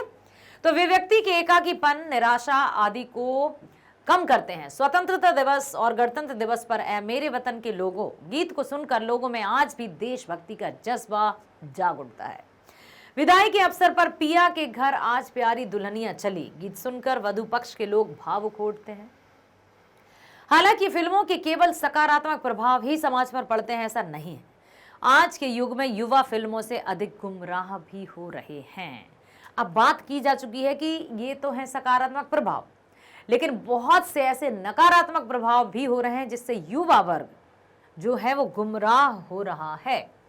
फिल्मों में अपराध करने के नए नए तरीके दिखाए जाते हैं जिनका अनुसरण युवा करते हैं, क्योंकि युवा जो रहते हैं ना, यूथ या किशोर, उनको सही या गलत की समझ नहीं होती है, परिणाम की उनको चिंता नहीं होती है, और जो फिल्मों में दिखाया जाता है उसको वो दोहराने की कोशिश करते हैं और उस जाल में फंसकर अपने जीवन को भी वो पथभ्रष्ट कर लेते हैं। नित्य प्रति हत्या के नए तरीके देखने में आ रहे हैं। बच्चे इससे सर्वाधिक प्रभावित होते हैं। वे झूठ बोलना, चोरी करना, घर से भागना आदि गलत आदतें प्रायः फिल्मों से ही देखते हैं। नारी देह को प्रदर्शन की वस्तु फिल्मों ने ही बनाई है। फिल्मों के माध्यम से नारी देह का प्रदर्शन, ये सब फिल्मों के माध्यम से आया है। लड़कियां मिनी स्कर्ट को आधुनिकता का पर्याय समझने लगी हैं कि मिनी स्कर्ट पहनेंगे तभी हम मॉडर्न हैं। ऐसा नहीं है। जितने अच्छे से हम अपने आप को रखते हैं, सुंदरता वही होती है। तो लड़के फटी जीन्स व गले में स्कार्फ को आकर्षण का केंद्र मानते हैं। आजकल के फिल्म निर्माता पैसा कमाने के लिए सस्ते गीतों पर अश्लील नृत्य भी करवाते हैं। मतलब कम पैसों में उनको जो अश्लीलता हो, अंग प्रदर्शन हो, उसको वो करा देते हैं और उसी के पीछे अधिकतर लोग उस भीड़ में शामिल हो जाते हैं। छोटे छोटे बच्चों की जुबान पर चालू भाषा के गीत होते हैं। आजकल गानों में भी भद्दी गालियों का प्रयोग बढ़ने लगा है, अपशब्दों का प्रयोग बढ़ने लगा है। फिल्मों के शीर्षक कमीने आदि बच्चों को गलत प्रवृत्ति की ओर अग्रसर करते हैं कि टाइटल इस तरह से दिया है तो फिर क्या होगा। पहले ये जो शब्द आज मैंने पढ़ा, ये शब्द कभी भी अपने शब्दकोश में शामिल नहीं किया गया है, लेकिन आम बात हो गई आजकल। फिल्मों के इस रूप की तुलना कैंसर से की जा सकती है। यह कैंसर धीरे धीरे हमारे समाज के शरीर को जहरीला कर रहा है। निष्कर्षतः कहा जा सकता है कि फिल्में समाज को तभी नई दिशा दे सकती हैं जब वे कोरी व्यावसायिकता से ऊपर उठे तथा समाज की समस्याओं को सकारात्मक ढंग से अभिव्यक्त करें और यथा दृष्टि तथा सृष्टि। ठीक है, हम या युवा या छोटे बच्चे इस तरह की जब जो फिल्में पास की जाती हैं या जो सेंसर बोर्ड जिनको पास कर देता है, तो इस तरह की कुछ टाइटल्स या जो अभी अभी हमने देखे उनको ना पास करे, वो आने ही ना दे तो कैसे प्रदर्शित की जाएंगी। ठीक है, नेक्स्ट है हमारा टॉपिक आधुनिक युग में कंप्यूटर। कंप्यूटर क्या है, कंप्यूटर की आवश्यकता क्यों है, और जब पहले कंप्यूटर नहीं हुआ करते थे तो क्या हुआ करता था, देखते हैं। आधुनिक युग में कंप्यूटर वस्तुतः कंप्यूटर ऐसे यांत्रिक मस्तिष्कों का रूपात्मक और समन्वयात्मक योग है। समन्वयात्मक मतलब पूरी तरह से कोऑर्डिनेशन के साथ सब कुछ है इसमें, जो तेज गति से कम समय में अधिक से अधिक काम कर सकता है। बहुत कम समय में बहुत ज्यादा काम करता है। अतः कंप्यूटर आधुनिक विज्ञान की सबसे बड़ी देन है, सबसे लाभदायक देन है। बहुत लोग, अब जो युग चल रहा है ना, वो इसी का है। विज्ञान का प्रचार प्रसार जिन जिन क्षेत्रों में होता जा रहा है, उन क्षेत्रों में कंप्यूटर की उपयोगिता, उसकी लोकप्रियता, आवश्यकता निरंतर बढ़ती जा रही है, लगातार बढ़ती जा रही है। कंप्यूटर जीवन के हर क्षेत्र में पहुंच गया है। उसके प्रभाव का इतना असर है कि कोई भी व्यक्ति, चाहे वह उच्च वर्ग का हो या साधारण वर्ग का हो, कंप्यूटर सीखने की इच्छा रखता है, और यदि उसे आधुनिक दौड़ में शामिल होना है तो कंप्यूटर तो जानना है। यदि कंप्यूटर नहीं सीखे हैं या नहीं जानते हैं तो हम उस आधुनिकता की दौड़ में या उस उन्नति में अपना सहयोग नहीं दे पाएंगे, क्योंकि अब इसका बहुत अहम रोल हो गया है। इसकी बढ़ती उपयोगिता को देखते हुए सरकारें भी स्कूल और कॉलेज स्तर पर कंप्यूटर शिक्षा को अनिवार्य बना रही हैं, क्योंकि आज इसी से विकास है, इसी पर विकास या डेवलपमेंट निर्भर है। आज रेलवे स्टेशनों, बस अड्डों, हवाई अड्डों, कारखानों से लेकर शिक्षण संस्थाओं, अस्पतालों में कंप्यूटर ने अपनी जगह अच्छी तरह से बना ली है। बैंकों के खातों के संचालक से लेकर पुस्तकों, पत्रिकाओं, समाचार पत्रों के प्रकाशन के क्षेत्र में कंप्यूटर ने क्रांति ला दी है। क्रांति का अर्थ होता है यहाँ पर रिवॉल्यूशन या सकारात्मक परिवर्तन। संचार के क्षेत्र में कंप्यूटर का एक छत्र राज है। संचार, कम्युनिकेशन में तो कंप्यूटर ही राजा है। टेलीफोन, मोबाइल सेवा आदि कंप्यूटर के बिना संभव नहीं है। इंटरनेट से श्वाग्राम की अवधारणा को सच किया गया है। यह भी कंप्यूटर की बदौलत ही हुआ है। अंतरिक्ष से चित्र लेने तथा उनका विश्लेषण करने का काम भी कंप्यूटर ही कर सकता है। ये नहीं था तो पहले इस तरह से चित्र नहीं लिए जा सकते थे। मौसम संबंधी घोषणाएं कंप्यूटर की गणनाओं पर आधारित होती हैं। यहां तक कि ज्योतिष विद्या भी कंप्यूटर आधारित हो गई है। हस्तरेखा है या कोई भी जो चलता है कि हाँ भाई डेट बताइए, बर्थ बताइए, टाइम बताइए, आपकी जन्म कुंडली विद इन अ सेकंड आपके सामने आ जाएगी। तो ये सब क्या है? कंप्यूटर। मेडिकल क्षेत्र में कंप्यूटर जीवन रक्षक कवच बनकर अवतरित हुआ है।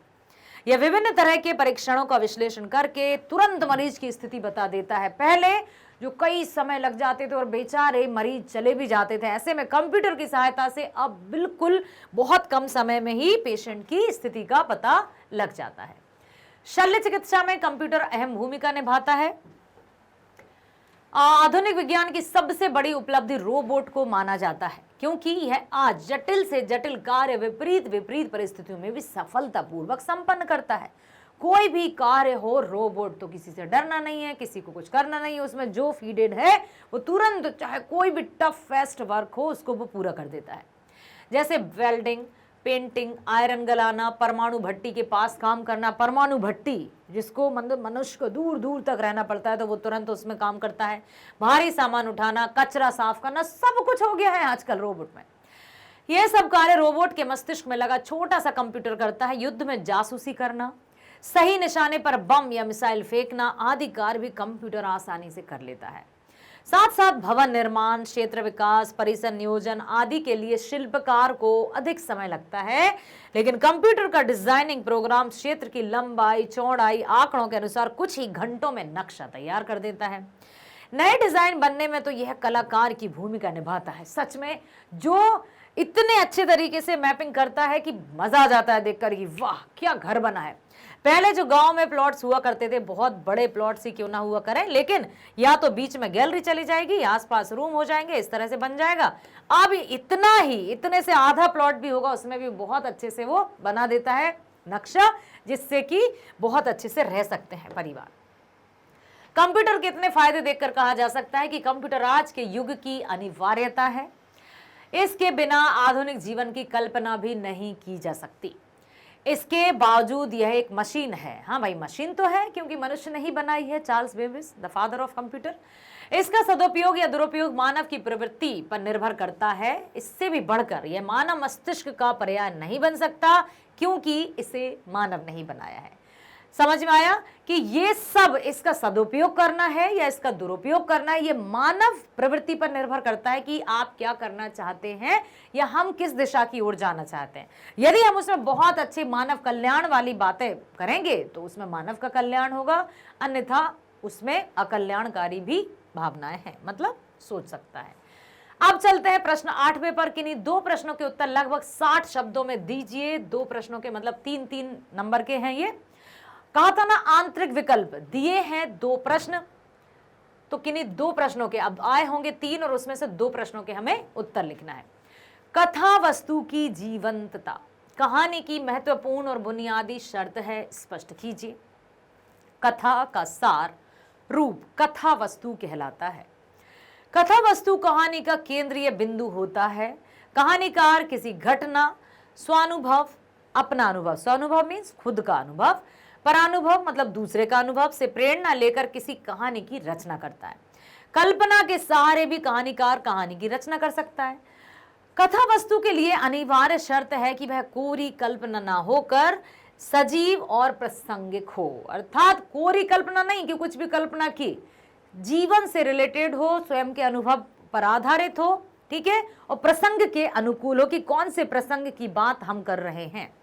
अतः कहानीकार के लिए आवश्यक है कि वह ऐसी सजीव कथा वस्तु का निर्माण करे जो उसके उद्देश्य को पूर्ण करने में सहयोगी हो। जब हम अनुभव आधारित कथा वस्तु लिखते हैं या उसकी चर्चा करते हैं तो बहुत से व्यक्तियों के जीवन में भी वही सब घटित हो चुका होता है जो हमारे साथ हुआ होता है, क्योंकि जीवन है भाई, प्रकृति है, मनुष्य है, कुछ ना कुछ, जैसे कोई मूवीज हैं, कोई सीरियल्स हैं, या किसी की बात को सुनकर हमें लगता है हाँ लग रहा है जैसे हमारे साथ हुआ है। बहुत सारी पोयम सुनकर हम अपने जीवन से कोरिलेट करने लगते हैं। ठीक वैसे ही कथा वस्तु की स्थिति है। ठीक है, कहानी में कथा वस्तु की जीवंतता बनाए रखना, मतलब जीवंतता मतलब उसको ऐसा लगना चाहिए कि जो कथा वस्तु में दिखाया जा रहा है वो एकदम लाइव या पूरी तरीके से हमारे साथ घटित हुआ है। तो ऐसा कुछ करना होगा। यदि कोरी कल्पना होगी तो कोई भी उसे अपने आप से कोरिलेट नहीं कर पाएगा। कहानीकार के लिए महत्वपूर्ण चुनौती होती है। इसके लिए आवश्यक है कि कहानी का शीर्षक उपयुक्त तथा आकर्षक हो। किसी भी कहानी का या पोयम का शीर्षक उसका मुख होता है जिससे उसकी पहचान होती है। यदि टाइटल या शीर्षक बहुत अच्छा होगा तो उसको पढ़ने की जिज्ञासा मन में आएगी। यदि टाइटल या शीर्षक ही अजीब सा होगा तो सब पेज पलटते जाएंगे, कोई नहीं पढ़ेगा, क्योंकि वो उसी से उसकी पहचान है। इसलिए यहाँ पर लिखा है कि शीर्षक उपयुक्त और आकर्षक हो। कहानी की कथा वस्तु सजीव एवं रोचक होनी चाहिए। सजीव भी हो और रोचक भी हो, और उसमें किसी भी घटना या प्रसंग का अनावश्यक विस्तार ना किया जाए। ऐसा नहीं है कि खींचे जा रहे हैं, खींचे जा रहे हैं, खींचे जा रहे हैं। जितना हो सटीक शब्दों का प्रयोग करके बहुत अच्छे से उसे लिखना चाहिए। कहानीकार के लिए आवश्यक है कि वह ऐसी विषय वस्तु का चयन करे जो रोचक होने के साथ साथ प्रासंगिक भी हो। उसका कर्तव्य है कि कथानक के उचित विकास हेतु विभिन्न घटनाओं और परिस्थितियों के चित्रण में परस्पर संबंध एवं क्रमबद्धता भी बनाए रखे। क्रमबद्धता, साथ ही साथ देखो क्या लिखा है कि जो भी घटनाएं हैं उनके चित्रण में परस्पर एक संबंध भी बना चाहिए, एक दूसरे से इंटरलिंक्ड भी होना चाहिए, और क्रमबद्धता मतलब फ्लुएंसी भी रहनी चाहिए। ऐसा नहीं कि एक पंक्ति या दो पंक्तियों में कुछ और था, किसी और की बात थी, तीसरी पंक्तियों में कुछ और ही चला गया, पता ही नहीं कनेक्शन क्या से है। तो क्रमबद्धता होनी चाहिए, साथ ही साथ निरंतरता या फ्लुएंसी होनी चाहिए, क्रमबद्धता होनी चाहिए। क्लियर है? अगला है हाँ अभिव्यक्ति और माध्यम के ये प्रश्न है। तो नाटक लेखन में कथानक तथा चरित्र का विशेष योगदान होता है। नाटक लेखन, इस कथन के संदर्भ में इनके महत्व पर प्रकाश डालिए कि नाटक लेखन में जो नाटक लेखन है, सबसे पहले तो हमें ये पता होना चाहिए कि नाटक क्या होता है, क्यों कहानी और नाटक में किस मतलब कहानी या नाटक को कैसे हम उनकी अंतर को समझेंगे कि नाटक ये है, कहानी ये है। नाटक में हाव भाव मुख्य होते हैं, एक्सप्रेशंस मुख्य होते हैं। ठीक है, तो देखते हैं कथ्य या कथानक। नाटक के लिए उसका कथ्य जरूरी होता है। जो कथन कहे जा रहे हैं वो इतने प्रभावी होनी चाहिए कि बहुत सुनने वाला जो भी दर्शक बैठा है वो सुनकर बिल्कुल सुनता ही रहे और आगे सुनने की जिज्ञासा उसमें बनी रहे। नाटक में किसी कहानी के रूप को किसी शिल्प या संरचना के अंदर पिरोना होता है बहुत सुंदर तरीके से। इसके लिए नाटककार को शिल्प या संरचना की पूरी समझ होनी चाहिए, जानकारी और अनुभव होना चाहिए। इसके लिए पहले घटनाओं, स्थितियों या दृश्यों का चुनाव करके उन्हें क्रम में रखें ताकि कथा का विकास शून्य से शिखर की ओर आ जाए। जो भी स्टोरी पर हम नाटक करने वाले हैं वो पूरा का पूरा अध्ययन हमें करना होगा, तब जाकर वो नाटक सफल होगा। चरित्र, नाटक को सशक्त बनाने में चरित्र का विशेष योगदान होता है। अतः नाटक लिखते समय यह अत्यंत आवश्यक है कि नाटक के पात्र और उसके चरित्र सपाट और सतही ना होकर क्रियाओं प्रतिक्रियाओं को व्यक्त करने वाले। ऐसा नहीं कि किसी भी व्यक्ति का, मान लीजिए राम नाटक का मेन किरदार है और उसका कुछ पता नहीं है कि भाई क्या है, क्या करना चाहता है, कुछ पता नहीं, सब गोलमाल है, गोलमाल है। तो ऐसे में कौन नाटक देखेगा? तो यही उन्होंने कहा है कि सपाट नहीं होने चाहिए, एकदम फ्लैट नहीं होने चाहिए। उनकी जो क्रिया है प्रतिक्रियाओं को व्यक्त करने वाले होना चाहिए कि एक डायलॉग बोला, दूसरा सुनने के लिए लोग बिल्कुल अच्छा ओके ये होने वाला, अरे अरे रुक भाई मुझे देखना है, इस तरह की होना चाहिए नाटक में भाषा शैली। ठीक है, अगला प्रश्न है कविता लेखन हेतु परिवेश और भाव क्यों आवश्यक होते हैं? अब कहानी लेखन और कविता लेखन, कविता लेखन ऐसा जरूरी नहीं है कि राइमिंग सी हो या फिर तुकबंदी हो तभी कविता होती है। इसमें मुक्त छंद का भी प्रयोग किया जाता है, छंदबद्ध भी लिखी जाती है। ठीक है, दोहे हों, छंद हों, चौपाइयाँ हों, सवैये हों, वाक हों, बहुत सारी काव्य शैली होती है। तो यहाँ पर आई है बात कि कविता लेखन हेतु परिवेश और भाव क्यों आवश्यक होते हैं। परिवेश मतलब जो वातावरण है और भाव मतलब अनुभव। अनुभव मतलब हमारे जो एक्सप्रेशंस होते हैं या जो इमोशंस होते हैं वो क्यों जरूरी है। देखते हैं, कविता लेखन हेतु परिवेश और भाव अनिवार्य तत्व होते हैं क्योंकि कविता के सभी तत्व परिवेश और संदर्भ से परिचालित होते हैं। कविता की भाषा, संरचना, बिंब, बिंब मतलब होता है प्रतीक, प्रतीक मतलब सिंबल्स, ठीक है। तो भाषा की संरचना, बिंब, छंद सब परिवेश के इर्द गिर्द घूमते हैं। परिवेश के साथ साथ कविता के सभी तत्व भाव से भी परिचालित हों। कवि की व्यक्तिगत सोच, दृष्टि और दुनिया का नजरिया कविता की भाव संपदा बनती है। अर्थात जो कवि ने अनुभव किया है अपने जीवन में, साथ ही साथ समाज में किस तरह से घटित हो रही हैं घटनाएं, दुनिया के नजरिए को समझकर तभी परिवेश को मुख्य भूमिका दी गई है यहाँ पर कविताओं में। परिवेश अर्थात किस माहौल में है। ऐसा नहीं कि कहीं की कविता कहीं पर प्रसिद्ध हो जाएगी, और ऐसा भी नहीं है कि कविता बहुत पुरानी थी ना इसलिए अब फेल हो गई, अब बेचारी फ्लॉप हो गई। कविताएं कभी पुरानी नहीं होती। फूल खिलेगा, मुरझा जाएगा, सीमित है। जो पक्षी है, चिड़िया है, उड़ान भरेगी, किसी हद तक वो भी बैठ जाएगी थक हार कर, लेकिन कविता कभी पुरानी नहीं होती, क्योंकि समाज का ही हिस्सा होती है, सोच होती है, अनुभव होते हैं और परिवेश होता है, ठीक है। अगला है प्रश्न, निम्नलिखित तीनों में से किन्हीं दो प्रश्नों के उत्तर लगभग 80 शब्दों में अब हमें लिखना है, तो 4 नंबर के हैं। 80 शब्द मतलब आपको 7-8 लाइंस लिखनी होंगी। का है समाचार लेखन का आशय स्पष्ट करते हुए बताइए कि पाठक वर्ग समाचार पत्र को किस प्रकार प्रभावित करता है। पाठक, पढ़ने वाला, समाचार पत्र को किस तरह से प्रभावित करता है। पाठक वर्ग जो पढ़ते हैं, जो रीड करते हैं समाचार पत्र। समाचार लेखन समाचारों को लिखकर प्रस्तुत करने का एक ढंग है। यह एक विशिष्ट कला है, क्योंकि ऐसा नहीं कि कुछ भी लिख दिया और समाचार में छप गया। विशिष्ट कला है, आर्ट है एक। समाचार सूचनात्मक तथा तथ्यात्मक होते हैं। चूंकि इसका सीधा संबंध जनमत से है, इसलिए इसकी प्रस्तुति का ढंग अत्यंत महत्वपूर्ण है। प्रत्येक समाचार पत्र का अपना एक विशिष्ट पाठक वर्ग होता है। किसी को चाहिए भास्कर, किसी को चाहिए नव दुनिया, किसी को कुछ, किसी को कुछ। एक अलग अलग है कि भाई हमें तो भास्कर ही चाहिए या हमें तो ये चाहिए। सबका अलग अलग पाठक वर्ग है। किसी को ये पसंद है, किसी को ये पसंद है, ठीक है। उस समाचार पत्र में उसी पाठक वर्ग की रुचि के ही समाचार छापे जाते हैं। समाचार पत्र पढ़ने वालों में मध्यम वर्ग के लोग अधिक होते हैं, इसलिए अधिकांश समाचार उन्हीं से संबंधित होते हैं। अगला है समाचार लेखन के प्रकारों पर प्रकाश डालना है। अब समाचार लेखन के प्रकार, सामान्यतः समाचार के 2 प्रमुख प्रकार होते हैं। जैसे एक है विलोम स्तूपी पद्धति। ध्यान से सुन लीजिए, क्योंकि ये तो परीक्षा में पूछे ही जाएंगे। विलोम स्तूपी पद्धति, इस पद्धति में समाचार लिखते हुए उसका चरमोत्कर्ष प्रारंभ में दिया जाता है। चरमोत्कर्ष मतलब जो टॉप वाली खबरें हैं, जो बेस्ट न्यूज हैं, वो सबसे प्रारंभ में दी जाती हैं, तथा घटनाक्रम की व्याख्या करते हुए अंत किया जाता है। धीरे धीरे शुरू हुई कि अरे जैसे कुछ भी, जैसे मान लीजिए रहस्यात्मक है, अचानक ऐसा हुआ, अब सब कहेंगे क्या हुआ, पूरा पढ़ेंगे ना। नहीं तो पहले स्टोरी दे देते, फिर लिखते कि ये हुआ, तो इतना इंटरेस्टेड नहीं लगता। पहले ही दे दिया कि उस अंधेरे कमरे में जैसे ही घुसे और पता चला कि वहां तो ऐसा कुछ था। तो ये जो इंटरेस्टेड चीजें हैं वो सबसे स्टार्टिंग में दी जाती है, फिर उसका एंड होता है, ठीक है।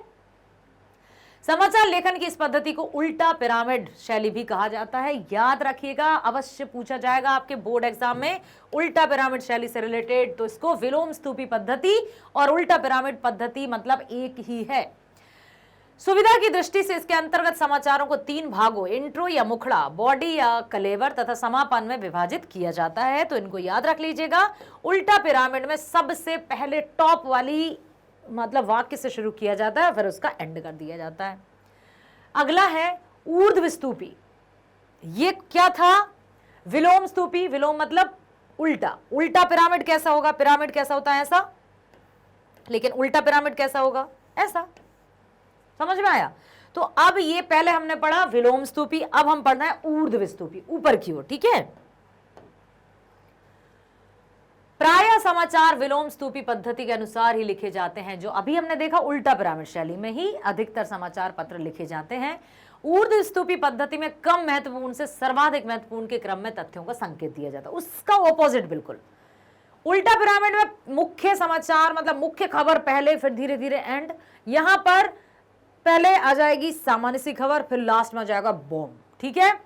तो प्राय समाचार विलोम स्तूपी पद्धति के अनुसार ही लिखे जाते हैं। ऊर्ध्व स्तूपी पद्धति में कम महत्वपूर्ण से सर्वाधिक महत्वपूर्ण के क्रम में तथ्यों का संकेत किया जाता है। क्योंकि पाठक घटना के बारे में शीघ्र जानकारी प्राप्त करना चाहता है, इसलिए वह पूरे विवरण को पढ़ने में रुचि नहीं लेता।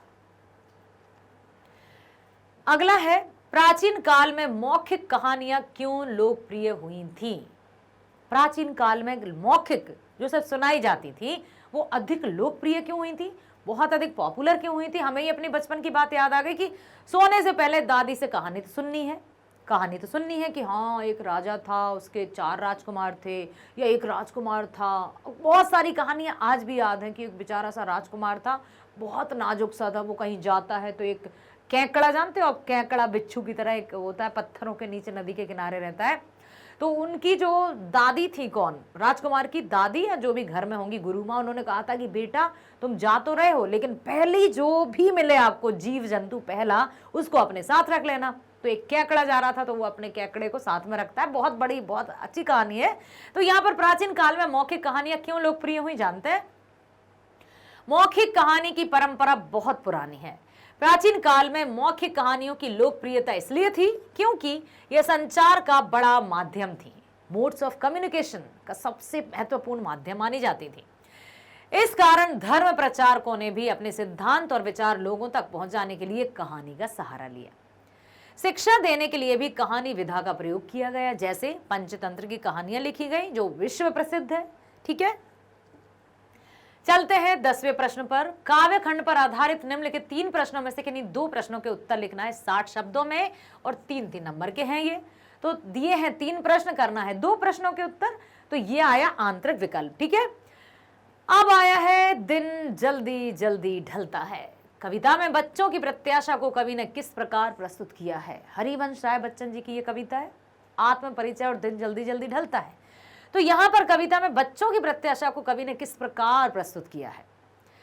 दिन जल्दी जल्दी ढलता है कविता में चिड़िया संध्या समय अपने नीड़ में लौट जाना चाहती है। नीड़ मतलब क्या होता है, घोंसले। तो शाम के समय उसकी जो पंखों में तेजी आ जाती है, उसको पता है कि मेरे छोटे छोटे से बच्चे घोंसले से झांक रहे होंगे, वेट कर रहे होंगे दानों का, तिनकों का। उसके पंख थक चुके हैं मगर वह फिर भी उड़ रही है। जैसे ही उसे यह ध्यान आता है कि उसके नन्हे बच्चे नीड़ों से झांक रहे होंगे, तो चिड़िया के पंखों में थकान की जगह तेजी आ जाती है, चंचलता भर जाती है और अधिक तीव्र गति से उड़ने लगती है। वह चाहती है कि अपने बच्चों की इच्छा को पूरा करूं, उनके मुंह में दाना डालूं, उन्हें स्नेह से अपने पंखों में छिपा लूं। अर्थात कवि बच्चों की प्रत्याशा को जीवन की गति और आशा की किरण मानता है कि कोई भी, जैसे अपने जो सगे संबंधी होते हैं, परिवार जन होते हैं, हर एक को किसी ना किसी की प्रतीक्षा रहती है और उसी प्रतीक्षा के बलबूते पर ही हम शाम को अपना काम धाम करके परिवार की ओर जाते हैं। कवि ने यहाँ बहुत उदासी से ये कविता लिखी है क्योंकि अब कवि के पास कोई नहीं था, तो वो कहते हैं कि अब मैं किसके लिए जाऊं, मेरे पैर शिथिल हो गए, ढीले पड़ गए, क्योंकि मेरा कोई इंतजार नहीं कर रहा है। कोई होता तो मैं भी चिड़िया की तरह उड़ जाता, भले ही मैं थका हारा होता। कवितावली पाठ में तुलसी के संकलित कवित्वों में चित्रित तत्कालीन आर्थिक विषमताओं पर टिप्पणी कीजिए, जिसमें उन्होंने किसान की दयनीय दशा का वर्णन किया है कि उस समय जब अकाल पड़ रहा था, भिखारी को भीख तक नहीं मिलती थी और हद तो तब हो गई थी, पेट की आग को बुझाने के लिए माता पिता अपनी संतान को बेचने तक को विवश हो गए थे। तो वो कितना खतरनाक मंजर होगा। ठीक है, उसमें इन्होंने कवितावली में तुलसीदास जी ने व्यक्त किया है। उत्तर कांड का ये है ना। गोस्वामी तुलसीदास जी भक्त कवि थे। उन्होंने अपने युग की आर्थिक विषमता को करीब से देखा ही नहीं बल्कि अनुभव भी किया। तत्कालीन समय में चारों ओर अकाल के कारण बेरोजगारी और भुखमरी फैली थी। लोगों के पास काम नहीं था, लोग संतान तक को बेचने के लिए विवश थे। चारों ओर लाचारी और विवशता ही दिखाई पड़ती थी। पेट की इस आग समुद्र की आग से भी अधिक भयंकर थी, जिसके लिए लोग कुकर्म भी कर रहे थे और अपने धंधे में भी धर्म अधर्म का विचार नहीं रख रहे थे। इस प्रकार तुलसी का युग अनेक आर्थिक विषमताओं से घिरा था और उन्होंने कवितावली में अपने अनुभवों को साझा किया है कि वो जो युग था वो कितना खतरनाक युग था। मनुष्य का जीवन मतलब सांस लेने के लिए उसने जो भी धर्म किए अधर्म किए वो सब कुछ, फिर उन्होंने प्रार्थना की कि हे प्रभु राम, तुम ही मेघ बन के बारिश करो ताकि हम जो जल रहे हैं या जो पेट की आग जल रही है उसको शांत करो। ठीक है, यही। अगला है पतंग। पतंग कविता में कवि ने बच्चों की तुलना किससे की है और क्यों, उदाहरण सहित समझाइए। पतंग कविता याद है ना आपको? हाँ, तो पतंग कविता में कवि ने बच्चों की तुलना पतंग से की है। जिस तरह से पतंग स्वच्छंदता से आकाश में उड़ती है, ऊंचाई तक जाती है, तो बच्चों को भी लगता है जैसे वो मैं ही हूं। उनको लगता है कि मैं खुले आकाश में उड़ रहा हूं, मैं ऊंचाई तक जा रहा हूं। पतंग के माध्यम से बाल सुलभ जो बचपना है उसकी इच्छाओं एवं उमंगों का अत्यंत सुंदर चित्रण किया है कवि ने। बाल सुलभ क्रियाकलाप और प्राकृतिक परिवर्तनों की अभिव्यक्ति हेतु कविता में सुंदर बिंबों का उपयोग हुआ है। बिंब मतलब होते हैं प्रतीक, सिंबल्स। बच्चों की उमंगों का रंग बिरंगा सपना है पतंग। आकाश में उड़ती रंग बिरंगी तितलियों जैसी पतंगें उन्हें आकर्षित करती हैं। बाल मन इन्हें अपने हाथों से छूना चाहता है और उसके पार जाना चाहता है। इस प्रक्रिया में गिरने वाले तथा गिरकर संभलने वाले बच्चे भी शामिल हैं। वस्तुतः पतंग उनकी स्वतंत्रता, स्वच्छंदता एवं नई उमंगों का उत्साह का प्रतीक है। खेलते खेलते अति बच्चे गिर भी जाते हैं ना, कितनी भी चोट लग जाए आंसू नहीं आते हैं, और मम्मी जरा सी डांट देती तो गंगा यमुना बहने लगती है। सीरियसली, अब एक बार देखो, ये जो निशान आपको दिख रहा होगा शायद, ये मेरी कबड्डी का निशान है। 1 महीने तक ऐसे हाथ में पट्टा डाल के रही थी कबड्डी के टाइम, लेकिन जब कबड्डी खेल रहे थे तो वो जुनून था, पता ही नहीं चला था कि भयंकर था, इतना सारा था। लेकिन अब चूंकि 20-22 साल हो गए तो अब वो इतना बचा है, इतना खतरनाक घसीट कर आउट करके ही आई थी लेकिन सामने वाले को।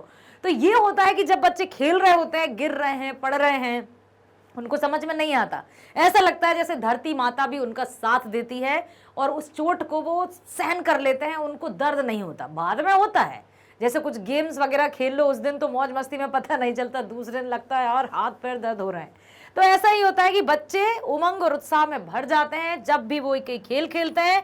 तो पतंग को यहाँ पर बाल मन मतलब बच्चे की मन से जोड़ा है कवि ने। ठीक है, प्रश्न है काव्य खंड पर आधारित 3 प्रश्नों में से किन्हीं 2 प्रश्नों के उत्तर लगभग 40 शब्दों में दीजिए। 2-2 नंबर के प्रश्न है, तो 3-4 पंक्तियों में हमें उत्तर देना होता है। कविता और फूल दोनों खिलते हैं, किंतु कविता और फूल के खिलने में क्या अंतर है? फूल, अभी हमने चर्चा की थी, याद है कि फूल खिलते हैं और फिर मुरझाकर गिर जाते हैं, लेकिन कविता रची जाती है, क्या वो मुरझाकर समाप्त हो जाती है? नो, कविता तो युगों युगों तक चलती रहती है, सदियों तक चलती रहती है, वो कभी भी मुरझाती नहीं है।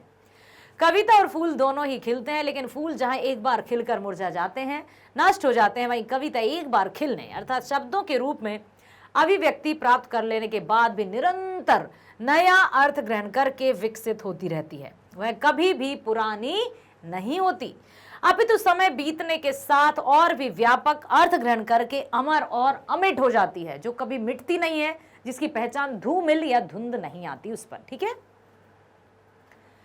उषा कविता के आधार पर उस जादू को स्पष्ट कीजिए जो सूर्योदय के साथ टूट जाता है। प्रभात, प्रातःकाल, सूर्योदय से पहले जो आकाश में लालिमा छाई रहती है, उसका वर्णन किया है कवि ने इसमें।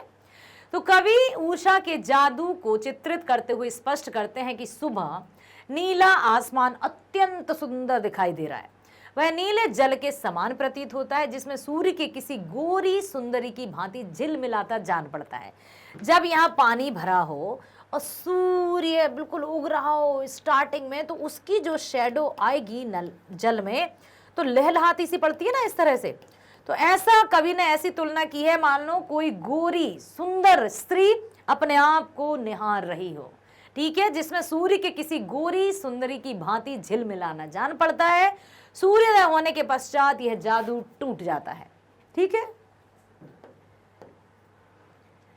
अगला है फिराक की रुबाई में भाषा के विलक्षण प्रयोग किए गए हैं, स्पष्ट कीजिए। रुबाइयां याद है आपको, जिसमें माँ और बच्चे के वात्सल्य प्रेम को दर्शाया है, जिसमें माँ अपने बच्चे को तरह तरह से संवारती है, उसकी कंघी करती है, फिर बच्चा कहता है माँ मुझे वो खिलौना चाहिए, चांद का खिलौना मांगने लगता है।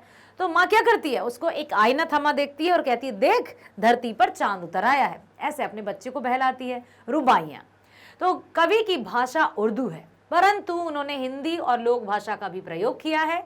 उनकी रचनाओं में हिंदी, उर्दू और लोक भाषा के अनूठे गठबंधन के विलक्षण प्रयोग हैं, जिसे गांधी जी हिंदुस्तानी के रूप में पल्लवित करना चाहते थे।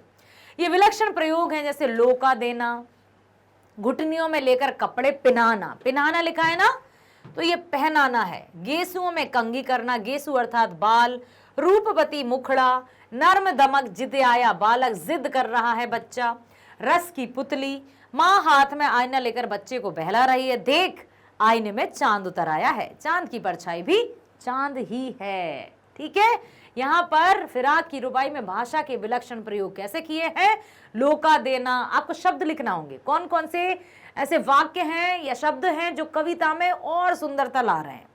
घुटनियों में लेकर कपड़े पहनाना, गेसुओं में कंघी करना, ये याद रखिएगा बेटा। रूपवती मुखड़ा, नर्म दमक, जिद आया बालक, इन मतलब बहुत सुंदर शब्दों का प्रयोग हुआ है। ठीक है, उर्दू भाषा और लोक भाषा। अगला प्रश्न है, गद्य खंड पर आधारित निम्नलिखित 3 प्रश्नों में से किन्हीं 2 प्रश्नों के उत्तर, लगभग 60 शब्द, तो 3 नंबर के प्रश्न आ गए। अब 60 मतलब 6 से 7 पंक्तियां आपको लिखनी होंगी और बहुत सटीक तरीके से शब्दों का चयन करते हुए। जैसे प्रश्न है, लक्ष्मी के भक्तिन बनने की प्रक्रिया मर्म स्पष्टी क्यों है? अपने शब्दों में उत्तर दीजिए। भक्तिन याद है आपको, महादेवी वर्मा जी द्वारा लिखित, जिसमें लक्ष्मी नाम था, लक्ष्मण, जो भक्तिन नाम से फेमस हुई। फिर तो लक्ष्मी का जीवन दुखों से भरा था। जब वह केवल 36 वर्ष की थी तभी वह विधवा हो गई। पति की मृत्यु के उपरांत उसके ससुराल वाले उसकी संपत्ति लेना चाहते थे, इसलिए वे उसकी दूसरी शादी करने पर बल देने लगे, परंतु लक्ष्मी ने ऐसा करने से साफ इनकार कर दिया। उसने अपने बड़े दामाद को घर जमाई बनाकर रखा, परंतु वह भी शीघ्र ही मृत्यु को प्राप्त हो गया। अब बेचारी बेटी भी उसके घर रहने लगी। अपने घर में धन का अभाव रहने के कारण वह एक बार लगान भी समय पर ना चुका पाई, और जिस कारण उसे धूप में खड़ी रहने की सजा मिली। बेचारी दिन भर गांव का जो मुखिया था ना, धूप में खड़ा रखा उसको। इस अपमान को सहन ना कर सकने के कारण वह गांव छोड़कर शहर आ गई और फिर मिली वो महादेवी वर्मा से और लेखिका के यहाँ सेविका बन गई। उसकी वेशभूषा देखकर लेखिका ने उसका नाम भक्तिन रख दिया। इस प्रकार लक्ष्मी के भक्तिन बनने की प्रक्रिया वास्तव में अत्यंत मर्म स्पर्शी है, मन को छूने वाली है, हृदय स्पर्शी है। ठीक है, अगला प्रश्न है, बाजार एक प्रकार से सामाजिक समता की भी रचना कर रहा है। पाठ बाजार दर्शन के आधार पर स्पष्ट कीजिए। आई थिंक जैनेन्द्र जी ने ये पाठ लिखा है और उन्होंने कहा है कि बाजार सामाजिक समता, कम से कम बाजार जैसा भी हो, सामाजिक समता या समानता में तो वो अपनी भूमिका अदा कर रहा है। कैसे? हिंदू हो, मुस्लिम हो, सिख हो, ईसाई हो, सब बाजार में जाकर सामान खरीद सकते हैं। गरीब हो, अमीर हो, जिसके पास पैसा हो वो सब जा सकते हैं। बच्चे हों, युवक हों या बूढ़े हों, सब बाजार जा सकते हैं, मतलब समानता। बाजार में सभी जाति, धर्म और लिंग के व्यक्ति जाते हैं और वे अपनी अपनी आवश्यकता के अनुसार वस्तुएं खरीदते हैं। बाजार किसी का लिंग, जाति, धर्म या क्षेत्र नहीं देखता, वह केवल ग्राहक की क्रय शक्ति देखता है कि ये क्या खरीद सकता है। बाजार में व्यक्ति की महत्ता उसकी क्रय शक्ति पर निर्भर करती है।